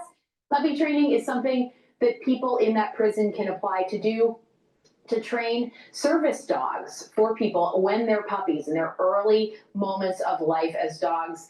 The CEO of the group Canine Companions told me this week that Ghislaine Maxwell, as someone convicted of sex trafficking minor girls, she would not be eligible to apply for that program and be able to have a puppy inside the Bryan, Texas federal prison camp. There still are a lot of questions, Victor, on exactly why Ghislaine Maxwell was transferred there from a low security prison in Tallahassee, Florida, that would house violent offenders, even gang members. But there isn't a lot of answers, none coming at this time from the Justice Department or the Bureau of Prisons. However, Ghislaine Maxwell's attorney this week did post on social media that she is in a safer facility now in Bryan, Texas, and faced serious danger at the correctional institution in Tallahassee, Florida. Previously, she was moved, I should note as well, after she spoke to federal authorities in a limited immunity agreement. So a lot of questions still around this situation and what's happening inside the prison in Bryan, Texas. Victor, back to you. All right, Caitlin, thank you very much. All righty.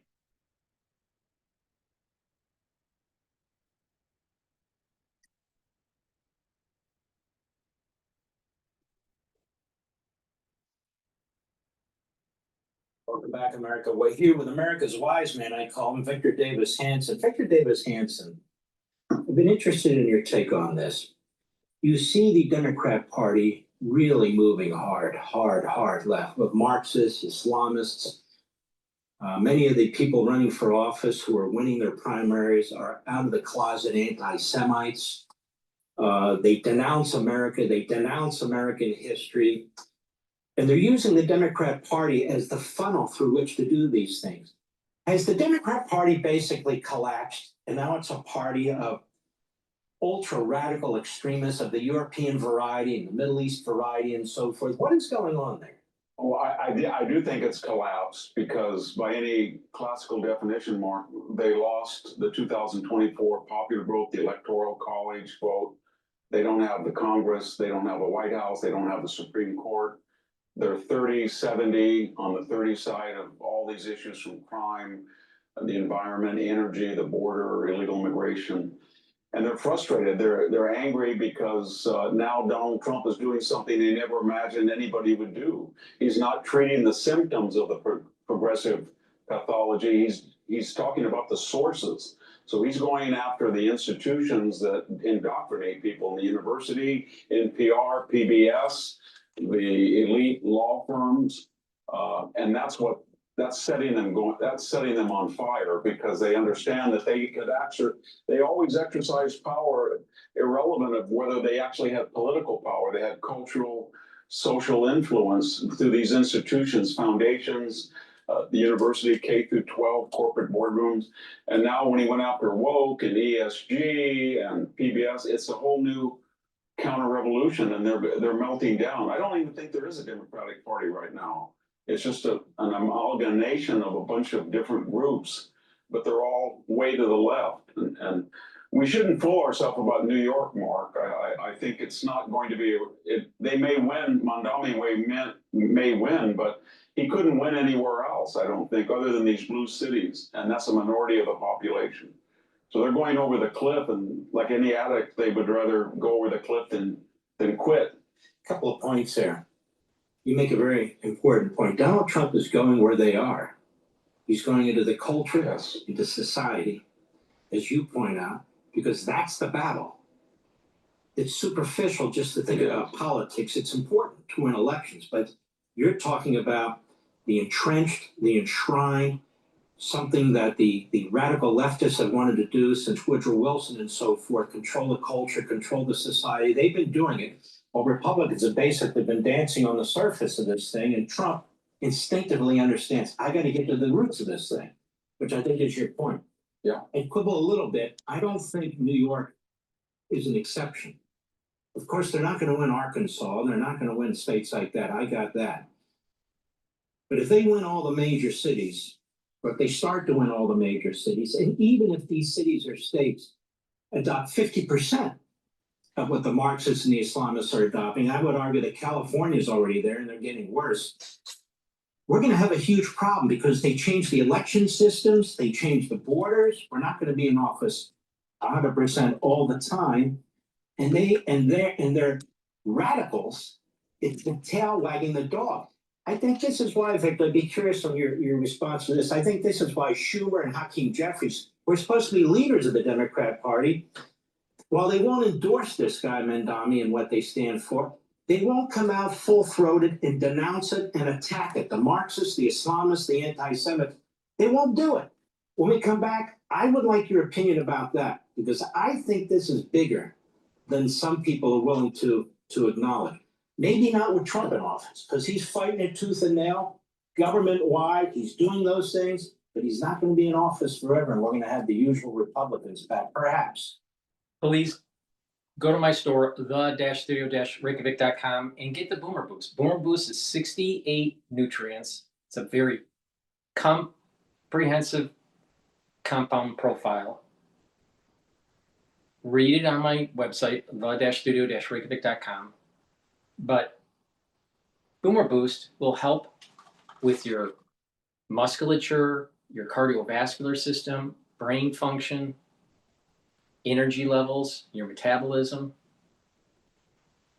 Now, by taking Boomer Boost every day, you get a big scooper, take one scooper a day, mix it with soft foods, filter water, milk, or a smoothie. I take it with soft foods, but take it every day and you're going to notice that you're going to have steady levels of energy. It's going to help with controlling your A1C levels. You're going to get rid of that brain fog. You're going to have lots of energy. You're going to have more vitality. And you're going to notice that your body over the long term is slowing down its aging process. taking Boomer Boost every day as a supplement if you're an athlete for pre-workout fuel source or after workout fuel source is a great way to fuel your body as an athlete. But if you're not an athlete, taking it every day, you're going to get a lot of benefits from it. In addition, you can stack it with the barleys. I have Gladiator barley and heirloom barley, or you can just take them separately. It's up to you, but you get max benefit when you stack it together. So the Gladiator barley, you get all the benefits like I mentioned with the heirloom barley. You get detoxification of your body, brings down inflammation, soaks up free radicals through superoxide dismutase. The Gladiator barley will also help to build muscle. This stacks really well with Myotrol, and again, it stacks really well with Boomer Boost. You take it every day. Now you can take Gladiator barley separately and not take Boomer Boost, and vice versa. You can take Boomer Boost by itself and not take the barley. But you get the max benefits when you take them together. And you're going to notice that your body's healing, you're bringing down inflammation, and you're slowing down the aging process. Stacks really well with a lot of the other stuff that I have on my store, like the Myotrol.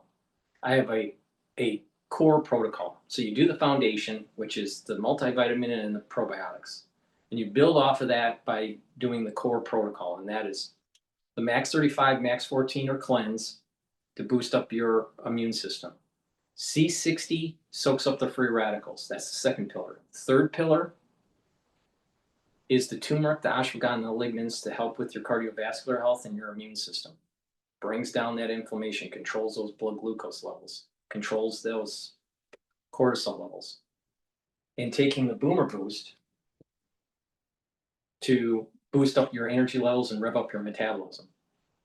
And you'll notice that your body is healing, your immune system is getting better, your endocrine system is getting better, you're thinking more clearly, you have better brain function, your body is healing, you have lots of energy, and you're a more active person. So that's the main protocol, and you can add to that the omega-3s and the vitamin B complexes, the zeolites, and you can stack off of that. So the foundation, which is the multivitamin and the probiotic, and then the pillars to the core protocol, and then you can add to it to customize your particular health protocol. So please go to my store, the-studio-reykjavik.com, and get the Boomer Boost. Very important. And like I said, if you stack it together, get the max benefits. So please go to my store, the-studio-reykjavik.com. Make sure you use discount 5. You get $5 off any order. It's a great way to save money. And better yet, if you spend $100 or more, you will get a free gift until supplies last. So please go to my store, the-studio-reykjavik.com. That's the end of the broadcast. Please help support the work by going to my store and getting the great products that I offer. Thank you for listening, and have a nice day.